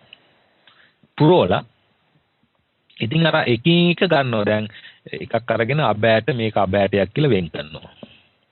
මේක මුං ඇටයක් කියලා වෙන් කරනවා. මේක තල ඇටයක් කියලා වෙන් කරනවා. එතකොට මේක මේ හාල් ඇටයක් කියලා වෙන් කරනවා. ආන්නේ විදියට හරියට අපේ මේ ශරීරය තුල තිබෙන දේවල් පිළිබඳවත් ආන්නේ විදිහේ වෙන් කිරීමක් සිද්ධ කරන්න කියන එකයි එතනදී පෙන්වා දීලා තිබෙන්නේ. ඉතින් ඒක ඔය ආකාරයෙන් ඒ භාවනාව අපි සිද්ධ කරන්නට ඕන. ඊළඟට වැඩි කාල වේලා නැති නිසා මං ටිකක් මං හිතන්නේ ඒ මට්ටමින් දැනගත්තාම ඇති කියලා මට හැඟෙන්නේ. ඊළඟ පස්වෙනි කාරණය කායනුපස්සනාවේ පස්වෙනි අංගය තමයි ධාතු මනසිකාර කියන අංගය. මේ ධාතු මනසිකාරය කියන එක ඉතාමත් වැදගත් කොටසක්. බුදුරජාණන් වහන්සේ අත් වශයෙන්ම ඉතාමත් ඥානාන්විතව බුද්ධිගෝචරව මේ ධර්මය අපිට ඉදිරිපත් කරලා දීලා තිබෙනවා. විද්‍යාත්මක හේතු හා සමග බැලුවාම ඊටත් වඩා ඔබට ගිය ඉහළට ගිය ක්‍රමවේදයන් බුදුරජාණන් වහන්සේ අපිට පෙන්වා දීලා තිබෙනවා. දැන් මේ ධාතු මනසිකාරය කිව් පමණින් මේ පින්නතුන්ට මතක් වෙන්නට ඕන සතර මහා භූත සතර මහා ධාතු කියන එක මතක් වන්නට ඕන. එතකොට මොනවද සතර මහා භූත කියලා කියන්නේ? පුණ්‍ය පරම්පික්ක වේබික්කු ඉමමේවතාය යතාටිතං යතා පනිහිතං දාසෝ පච්ච වෙක්කති අත්තිමස්මින් කායේ පඨවි ධාතු ආපෝ ධාතු තේජෝ ධාතු වායෝ ධාතු. එතකොට ධාතු හතරක් ඔතන කියවුණා. මොනවද? පඨවි, ඊළඟට ආපෝ, ඊළඟට තේජෝ, ඊළඟට වායෝ. දැන් පඨවි කියලා කියන්නේ මොනවද? පඨවි කියලා කියනවා අපි පොළොවට. එතකොට ආපෝ කියලා කියනවා දිය වෙලා යන වැగిරෙන ස්වභාවයෙන් යුක්ත දේවල් වලට කියනවා ආපෝ කියලා. තේජෝ කියලා කියනවා උණුසුම් ස්වභාවයෙන් යුක්ත දේවල් වලට කියනවා තේජෝ කියලා.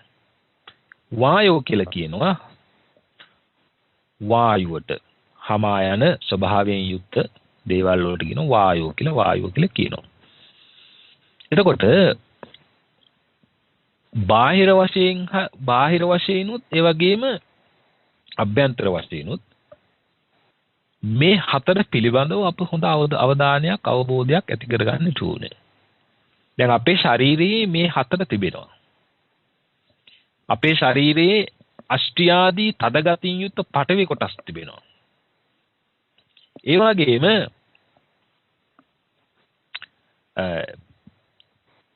කෙලසොටු ආදී ලේ ආදී වැగిරෙන ස්වභාවයෙන් යුතු ජලය ආදී වැగిරෙන ස්වභාවයෙන් යුතු ආපෝ කොටස් තිබෙනවා. ඊළඟට ශාරීරික උෂ්ණත්වය ආදී තේජෝ කොටස් මේ ශරීරය තුළ තිබෙනවා. ඊළඟට ඔක්සිජන් ආදී වායුව ඇතුළත් වායු කොටස් මේ ශරීරයේ පුරා තිබෙනවා. ඉතින් මේක අපි හොඳින් තේරුම් ගන්න ඕනේ. දැන් මේක ඉතාමත් වැදගත් මාතෘකාවක් බුදුරජාණන් වහන්සේ ආසවිසෝපමාදී සූත්‍රවල මේ ධාතු පිළිබඳව ඉතා වැදගත් දේශනාවක් සිද්ධ කරලා තිබෙනවා.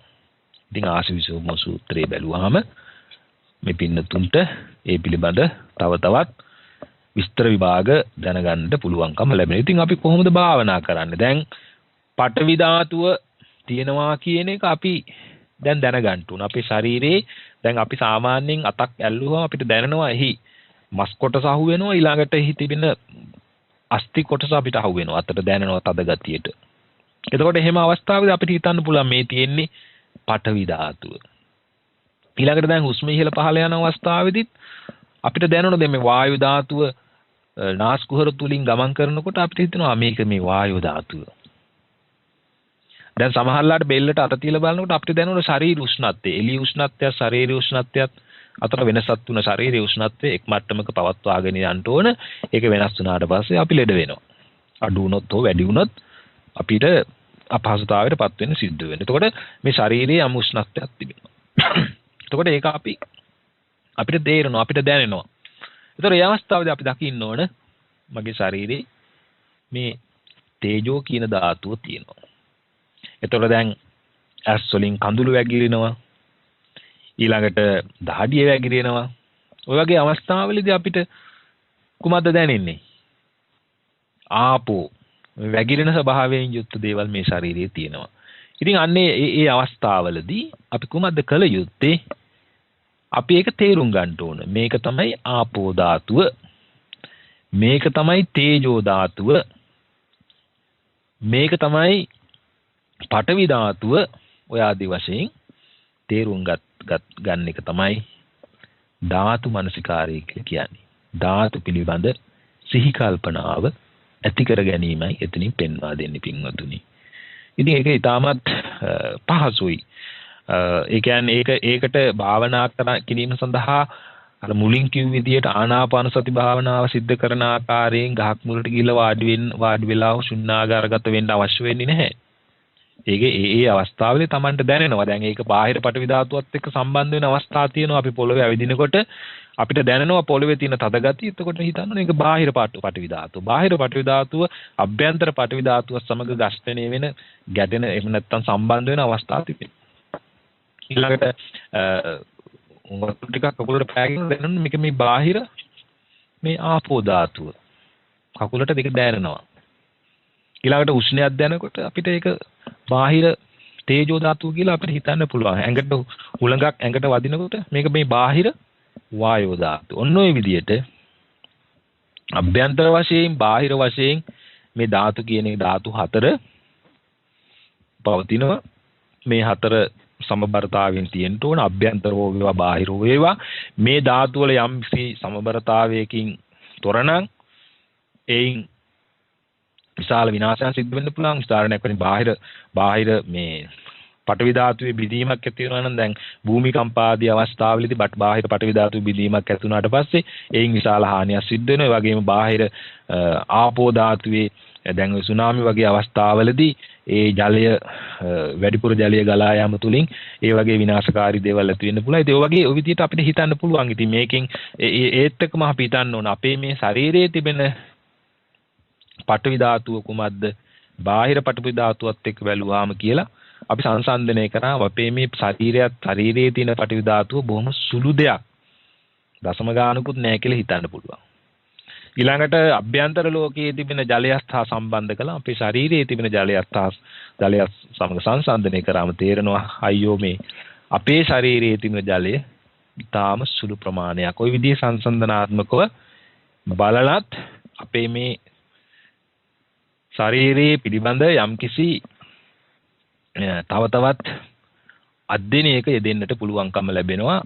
එහි තිබෙන අනිසි භාවය, වෙනස් වෙන ස්වභාවය, අනිත්‍ය ස්වභාවය හොඳින් අපිට තේරුම් ගන්නට පුළුවන් අවස්ථාව ලැබෙනවා. ඉතින් ඔය ආකාරයෙන් තමයි බුදුරජාණන් වහන්සේ ධාතු මනසිකාරයේ පිළිබඳව විග්‍රහ විභාග කරේ.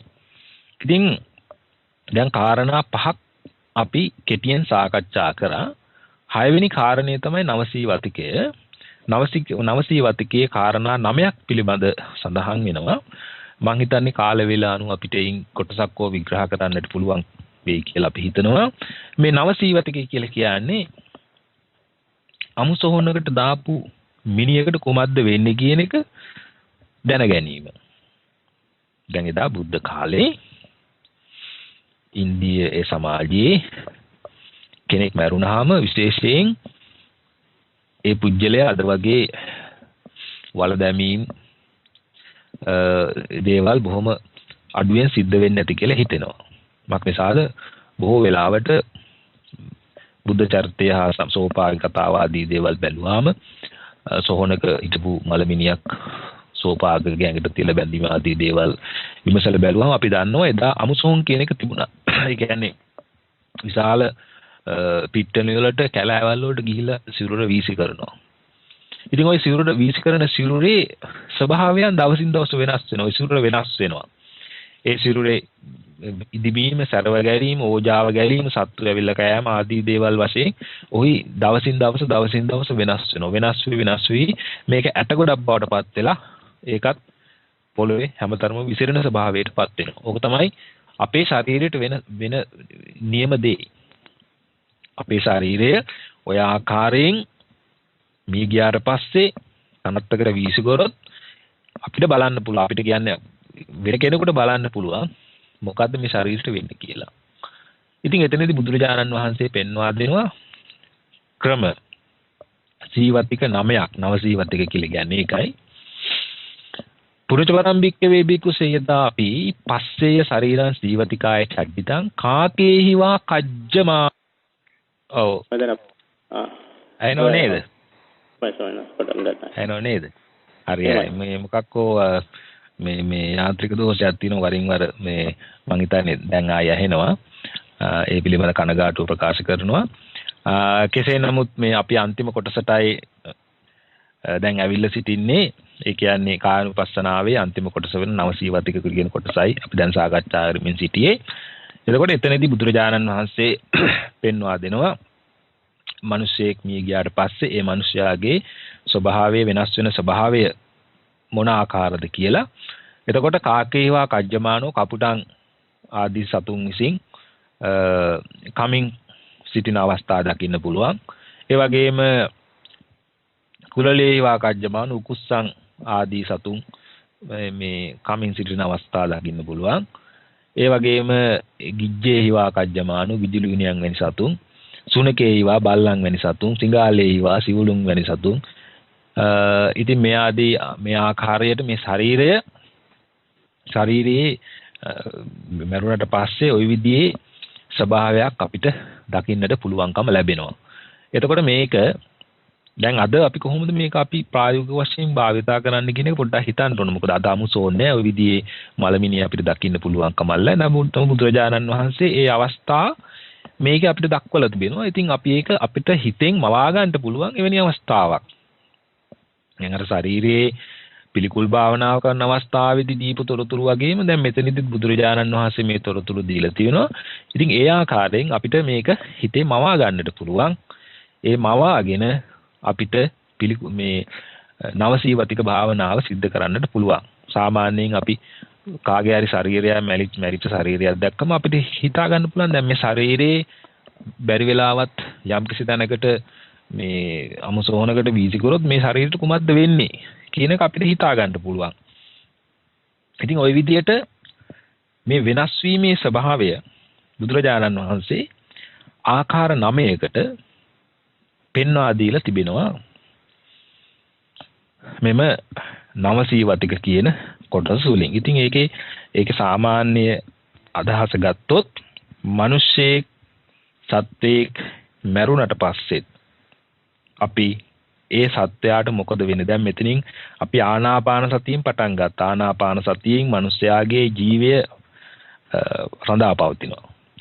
ඒ කියන්නේ හුස්ම ඉහළ පහළ ගැනීමෙන් තමයි මිනිස්යාගේ ජීවය රඳා පවතින්නේ. ඒක නවතිනවා කියලා කියන්නේ මේ මිනිස්යා මරණයටපත් වෙනවා. එතකොට ওই විදියට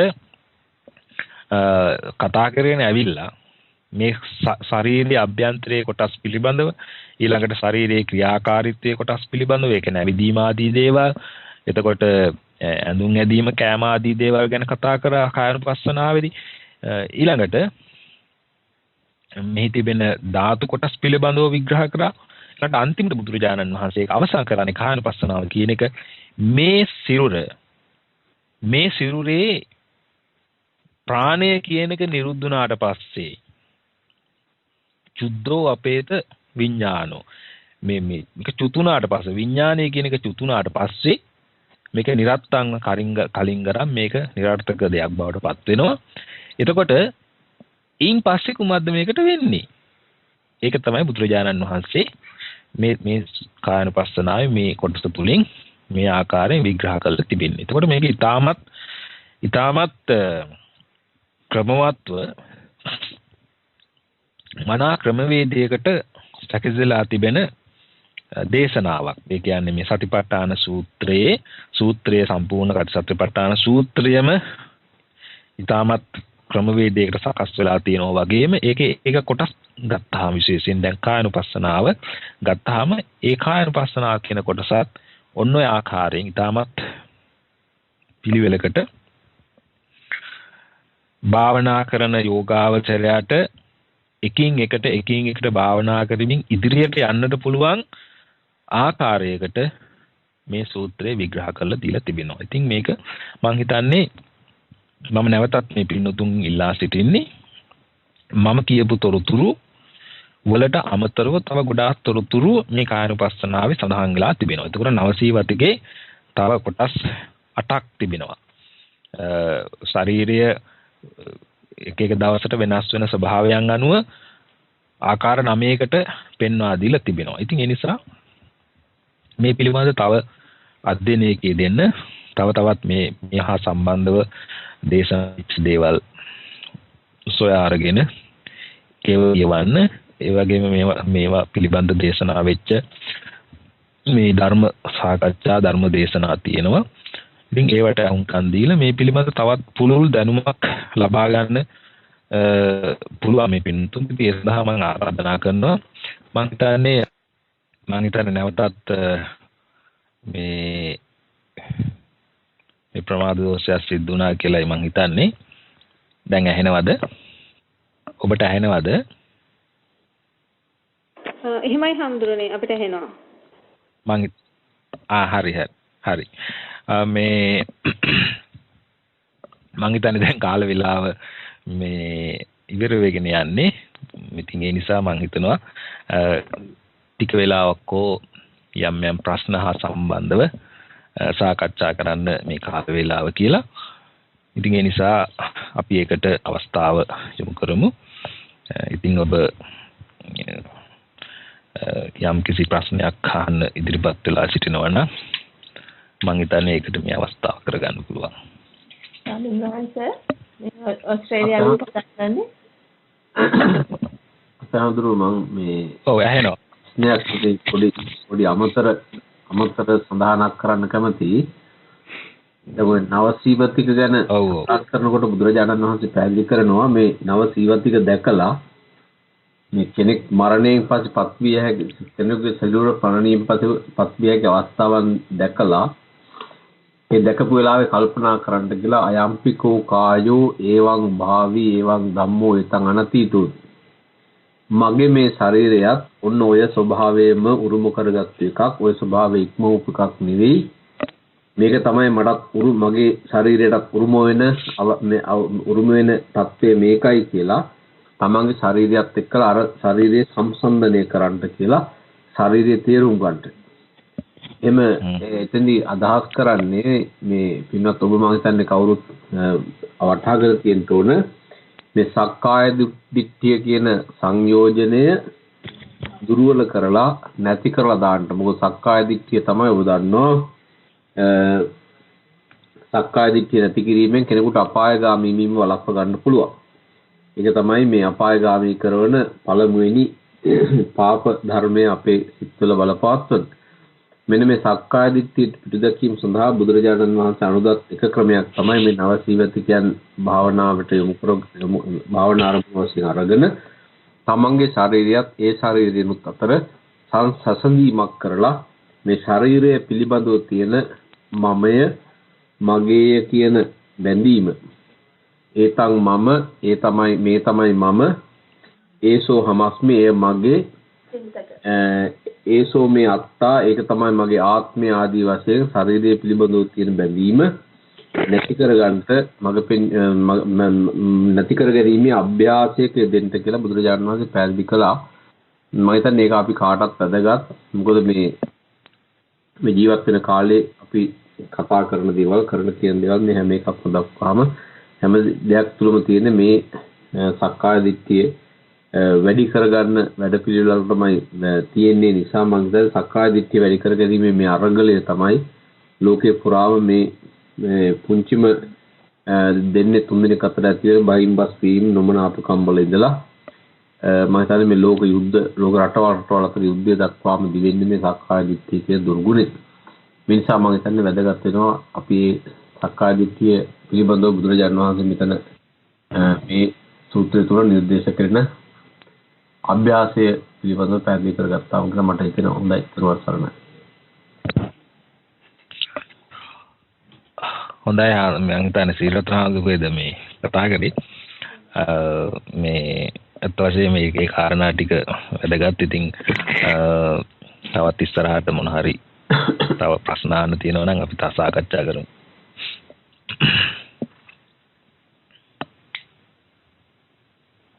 ස්වාමීන් වහන්සේ ඇහෙනවද? ඔව් ඇහෙනවා. මේ ඕස්ට්‍රේලියාවෙන් කතා කරන්නේ අමෘතුංග. ස්වාමීන් වහන්සේ අර සබ්බකාය පරිසංවේදී සාමීති පස්ස සාමීති සෙක්කති කියන තැන මම මෙච්චර කලක් හිතාගෙන හිටියේ සබ්බකාය කියන්නේ මේ හුස්ම රැල්ලේ මුළු හුස්ම රැල්ලේම තියෙන කාය කියලා. දැන් අද කියුණා මේ අපේ ශරීරයේ තියෙන කාය කියලා. ඒකට ඒ දෙක පැහැදිලි කරගන්න පුළුවන් නම් ස්වාමීන් වහන්සේ? ඒක තමයි අත් වශයෙන්ම ඕක මේ මම ඒකයි කිව්වේ ඕක අත් වශයෙන්ම මේ විවිධ පොත්පත්වල විවිධාකාරයෙන් විග්‍රහ වෙලා තියෙන දෙයක්. මම ඒකයි මුලින් මතක් කරේ මේක අපි සාකච්ඡාවට භාජනය කර යුතු දෙයක් කියලා. මේ දැන් සමහර පොත්වල තියෙනවා ඔය ඔබතුමී කියපු කාරණේ තියෙනවා මේ ඒ කියන්නේ ආස්වාස ප්‍රාස්වාස කියන එක කය වශයෙන් ඒ කියන්නේ ආස්වාස ඉහළ ගැනීම ඉහළ ආනාපාන සතිය කියන මේ කාරණය තමයි මේ සබ්බකාය කියලා කියන්නේ කියලා. නමුත් දැන් මුළු කයම හොඳින් තේරුම් ගනිමින් කියලා සබ්බකාය පටිසංවේදී කියන ඒ වචනෙන් විග්‍රහ වෙලා තිබෙනවා. ඉතින් දැන් සබ්බකාය කියලා කිව්වම ඉතින් එතන ඇත්ත වශයෙන්ම එතන මොන කායද කියන එක නැහැ. ඉතින් අපි ඒක එතනදී ඒක නිසා තමයි ඕක විවිධ මේ මතවලින් විග්‍රහ වෙලා තියෙන්නේ. ඉතින් මම තේරුම් ගත්ත විදිය මම පොත්පත්වල කියවලා අවබෝධ කරගත්ත විදිය තමයි ඔය ආකාරය. මම හිතන්නේ තවත් මේ අපි ස්වාමීන් වහන්සේලා ඉන්නවා නම් ඒ පිළිබඳ අදහස් ඉදිරිපත් කරන්න මම හිතන්නේ ප්‍රයෝජනවත් වෙයි කියලා.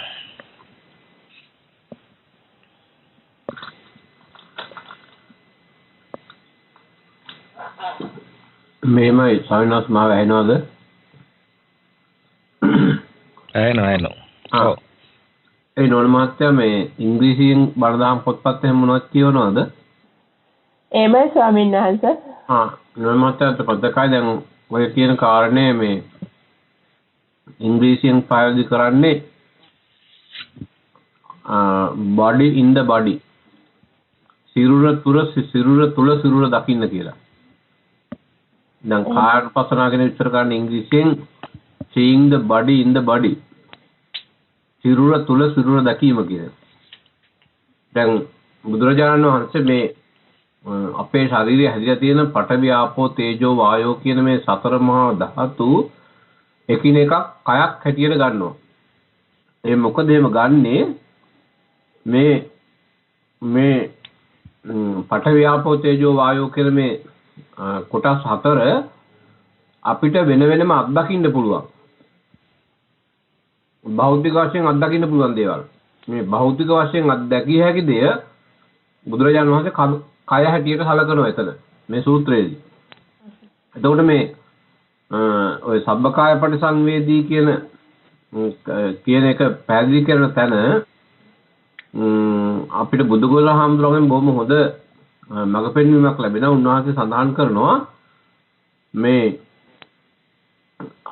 ආස්වාස කාය දැන් හුස්මේ තියෙන පඨවි ආපෝ තේජෝ වායෝ කියන සතර මහා භූත කායයන් එකිනෙකක් වෙන වෙනම දකිමි ආස්වාස කරන්න කියලා. ඒ කියන්නේ දැන් හුස්ම ගන්නකොට දැන් ඔබතුමිය 100න් හුස්ම ආරම්භ බලපුවාම ඔබතුමියට පුළුවන් මේ හුස්ම ස්පර්ශයක් තියෙනවා. ඒ කියන්නේ මේ පඨවි ධාතුව නැති දෙයක පඨවි ධාතුව තියෙන නිසා මේ ස්පර්ශය ලැබෙන්නේ. හුස්ම සීතලක් තියෙනවා. ඒ කියන්නේ තෙත ආපෝ ධාතුව. ඊළඟ හුස්ම ගමනක් තියෙනවා. වායෝ ධාතුව. ඒතර හුස්මේ දැන් විශේෂයෙන් ප්‍රශ්වාස හුස්මේ උණුසුමක් තියෙනවා. ඒ කියන්නේ තේජෝ ධාතුව. තේජෝ කාය. ඉතින් පඨවි කාය, ආපෝ කාය, වායෝ කාය, පඨවි ආපෝ තේජෝ කාය කියන මේ සතර මහා භූත කායයන් එකිනෙකක් වෙන වෙනම දකිමින් ආස්වාස කිරීම සහ ප්‍රස්වාස කිරීමයි ඔය මේ සඳහන් කරන්නේ සබ්බකාය පටිසංවේදී අස්ස සිස්සාමේ සික්ඛති. තමන් හුස්ම ගන්න ගමන් මේ හුස්මෙහි මේ සතර මහා භූතයන් අඩංගු වෙලා තියෙන ආකාරය මනසින් නිරීක්ෂණය පරීක්ෂා කර බලමින් හුස්ම ගන්නවා, හුස්ම හෙලනවා. එතකොට එහෙම කරන එකෙන් බලාපොරොත්තු වෙන්නේ මොකද්ද? ඒ පුද්ගලයාට පුළුවන් මේ හුස්මේ තියෙන පඨවි ආපෝ තේජෝ වායෝ කියන මේ සතර මහා භූතයන්මනේ මගේ ශරීරයේ තියෙනෙත් මේ සතර මහා භූතයන්මයි. හුස්මේ තියෙනෙත් මේ සතර මහා භූතයන්මයි. භෞතික දේවල් ලෝකේ යම් තාක් තියෙනවා නම් මේ භෞතික දේවල් වල තියෙන සියල්ලේම තියෙන්නේ මේ සතර මහා භූතයන්මයි කියන එකයි. දැන් අපි දන්නවනේ මේ මිනිස්සු සමාජයේ කටයුතු කරනකොට දැන් හොඳට විමසිල්ලෙන් කල්පනාවෙන් පැත්තකටලා නිස්කලංකව අපි නොබලනවා නිසා බැලුවොත් අපිට පේනවා සමහරක් අය බහුතරයක් දෙනා මා ඇතුළු අපි බොහෝ දෙනෙක් මේ අපේ ශරීර නිකන් අපි නිකන් අමුතුයෙන් හරිච්ච අය වගේ අපි නිකන් හොර රහසෙන් බොහොම හිතවත් උදවියක් කළා රහසින් කතා කරනවා එයා නිකන් අර මෙව්වයන් හදිච්ච එකක් නේ කෙනෙක්නේ බලන්න රත්තරණෙන් හදිලා වගේ හිතාන ඉන්නේ නේද කියලා අපි හොරෙන් කතා කරනවා. නමුත් අපි හැම කෙනෙක් තුලම අපිට පේන්නේ නැහැනේ අපි තුල තියෙන දේවල්. ඉතින් අපි අර අනික් කෙනෙක් තුල පිළිබඳව කතා කරන එකෙන් අපි තේරුම් ගන්න ඕනේ මේ ශරීරය කියන්නේ මේ ලෝකේ තියෙන දේවල් කියන්නේ වෙන මොනවද හදිච්ච දේවල් නෙමෙයි. මේ සියල්ලක තියෙන සතර මහා භූතමයි කියන අවබෝධය ලබා ගැනීම සඳහා විවෘත වෙමින් මේ පරීක්ෂාකාරීව ආස්වාසය සහ ප්‍රාස්වාසය යෙදීම කියන එකයි එතන සඳහන් කරන්නේ. හොඳයි. වැටුණා ස්වාමීන් වහන්සේ.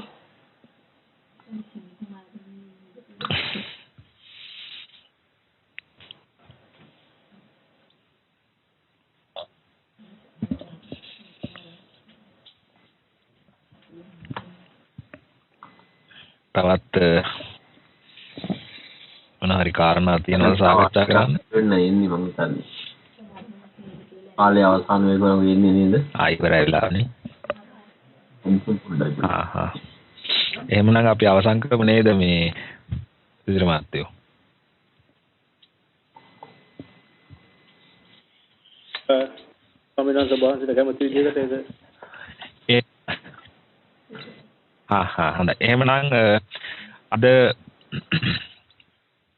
ඊටමත් වැදගත් මාතෘකාවක් තුලින් ආරම්භ කරේ විශේෂයෙන්ම අපේ ජීවිතයට හා සම්බන්ධව බැඳිච්ච වැදගත් මාතෘකාවක් මේ සතිපට්ඨානය හා සම්බන්ධ තොරතුරු. ඉතින් මේ කායानुපස්සනාව පිළිබඳව අද කෙටියෙන් විග්‍රහයක් යෙදුණා. මම හිතන්නේ ඒ කාරණාත් සම්බන්ධ කරගෙන අලුත් ප්‍රවේශයකට යොමු වෙන්න අවස්ථාව ලැබුණා කියලා මම හිතනවා. ඉතින් ඒ කෙටියෙන් කියපු කාරණා තවත් දීර්ඝ වශයෙන් විස්තර වශයෙන් දැන ගැනීම සඳහා ප්‍රවේශයකුයි ලැබෙන්නේ. ඉතින් කෙසේ නමුත් මේ ධර්ම දේශනාව තුළින් ධර්ම සාකච්ඡාව තුළින් බොහෝ පින්වතුන්ට ධර්ම ඥානය ලබා ගැනීමේ මඟ පෑදෙනවා. ඒක අපි අර්ථ වශයෙන් ඉතාමත් අගය කරනවා ධර්ම දානයක් තුලින් ඒ සිද්ධ වෙන සේවාව පිළිබඳව. ඉතින් මේ අවස්ථාවට සම්බන්ධ වෙච්ච ඔබ හැමදෙනාටම ඉතාමත් කෘතවේදීව මම පුණ්‍ය අනුමෝදනා කරනවා මේ පින්කමට සම්බන්ධ වෙච්ච පින්වත් හැමදෙනාටම. ඒ වගේම පසුගිය සෙනසුරාදායි මේ මාතෘකාව සාකච්ඡාවට වාජනය වෙන්න තිබුණේ. නමුත් අවාසනාවට වගේ අපේ ඇට්ලන්තවල සිටිය මේ පන්සලේ දායක පවුලකට වෙච්ච අනතුරක් මුල් කරගෙන ඇත්ත වශයෙන්ම එදා ඒ කාර්ය අපිට මට ඒකට සහභාගී වෙන්න බැරි වීම ගැන මම කනගාටු වෙනවා. කෙසේ නමුත් අද පටන් තව ඉදිරියට සති 3ක් ඇතුළත අපි උත්සාහ කරනවා ඉදිරියේදී ඉතුරු කාරණා 3ත් මේ ආකාරයෙන් සාකච්ඡාවට යොමු කරන්න. කෙසේ නමුත් අද මේ පින්කම සඳහා සහභාගී වෙච්ච ගෞරවනීය ස්වාමීන් වහන්සේලාටත් ඒ වගේම පින්වත් හැම දිනාටමත් තුනුරුවන්ගේ ආශිර්වාදය ලැබුවා. මේ ලැබුණ අවසර ඔබ හැම දිනාටම දුක්ඛං කඩළු වලින් තොර බාධක හිරියර වලින් තොර සතුටින් සමාදානයෙන් ගත කරන්න පුළුවන් වාසනාවන්ත වසරක් වේවා කියලා මම ප්‍රාර්ථනා කරනවා. ඒ වගේම විශේෂයෙන්ම මතක් කරන්නට ඕන හරියටම මීට මාස 3කට පෙර අභාව ප්‍රාප්ත වන්නට යෙදුන තිලක් සමරප්පුලි ආරච්චි ඒ මහත්මයාට අපි මේ අවස්ථාව කරගන්නවා ඔහුට පින් ලබා දෙන්නට මේ ධර්ම දානය තුලින් අපි අත්පත් කරගත්ත මේ සීලම ත්‍රි හේතු කුසල ධර්මයන් අපි ඒ තිලක් සමරප්පුලි ආරච්චි මහත්මයාට නිවන් සුව දෙසා ප්‍රාර්ථනා කරනවා. ඊට අමතරව මේ පින්කමට සම්බන්ධ වෙච්ච ඔබ හැම දෙනාටමත් ඔබ හැමගේ නමින් මිය පරලෝකයේ සියලු දෙනාටමත් මේ කුසල ධර්මයන් ඒකාකාරව පිහිටීමෙන් උතුම් වූ නිවන් සුවය අත්පත් කර ගැනීමට වාසනාව ලැබේවා කියලා සාදු කියලා කවුරුත් ප්‍රාර්ථනා කරන්න. ittavataච අම්මේහි සම්පතම් පුඤ්ඤ සම්පතං සබ්බේ දේවා අනුමෝදන්තු සබ්බ සම්පත්ති සිද්ධියා. ittavataච අම්මේහි සම්පතං පුඤ්ඤ සම්පතං සබ්බේ භූතානුමෝදන්තු සබ්බ සම්පත්ති සිද්ධියා. ittavataච අම්මේහි සම්පතං පුඤ්ඤ සම්පතං සබ්බේ සත්තා අනුමෝදන්තු සබ්බ සම්පත්ති සිද්ධියා. හැම දිනාටම තුනුරුවන්ගේ සරණයි.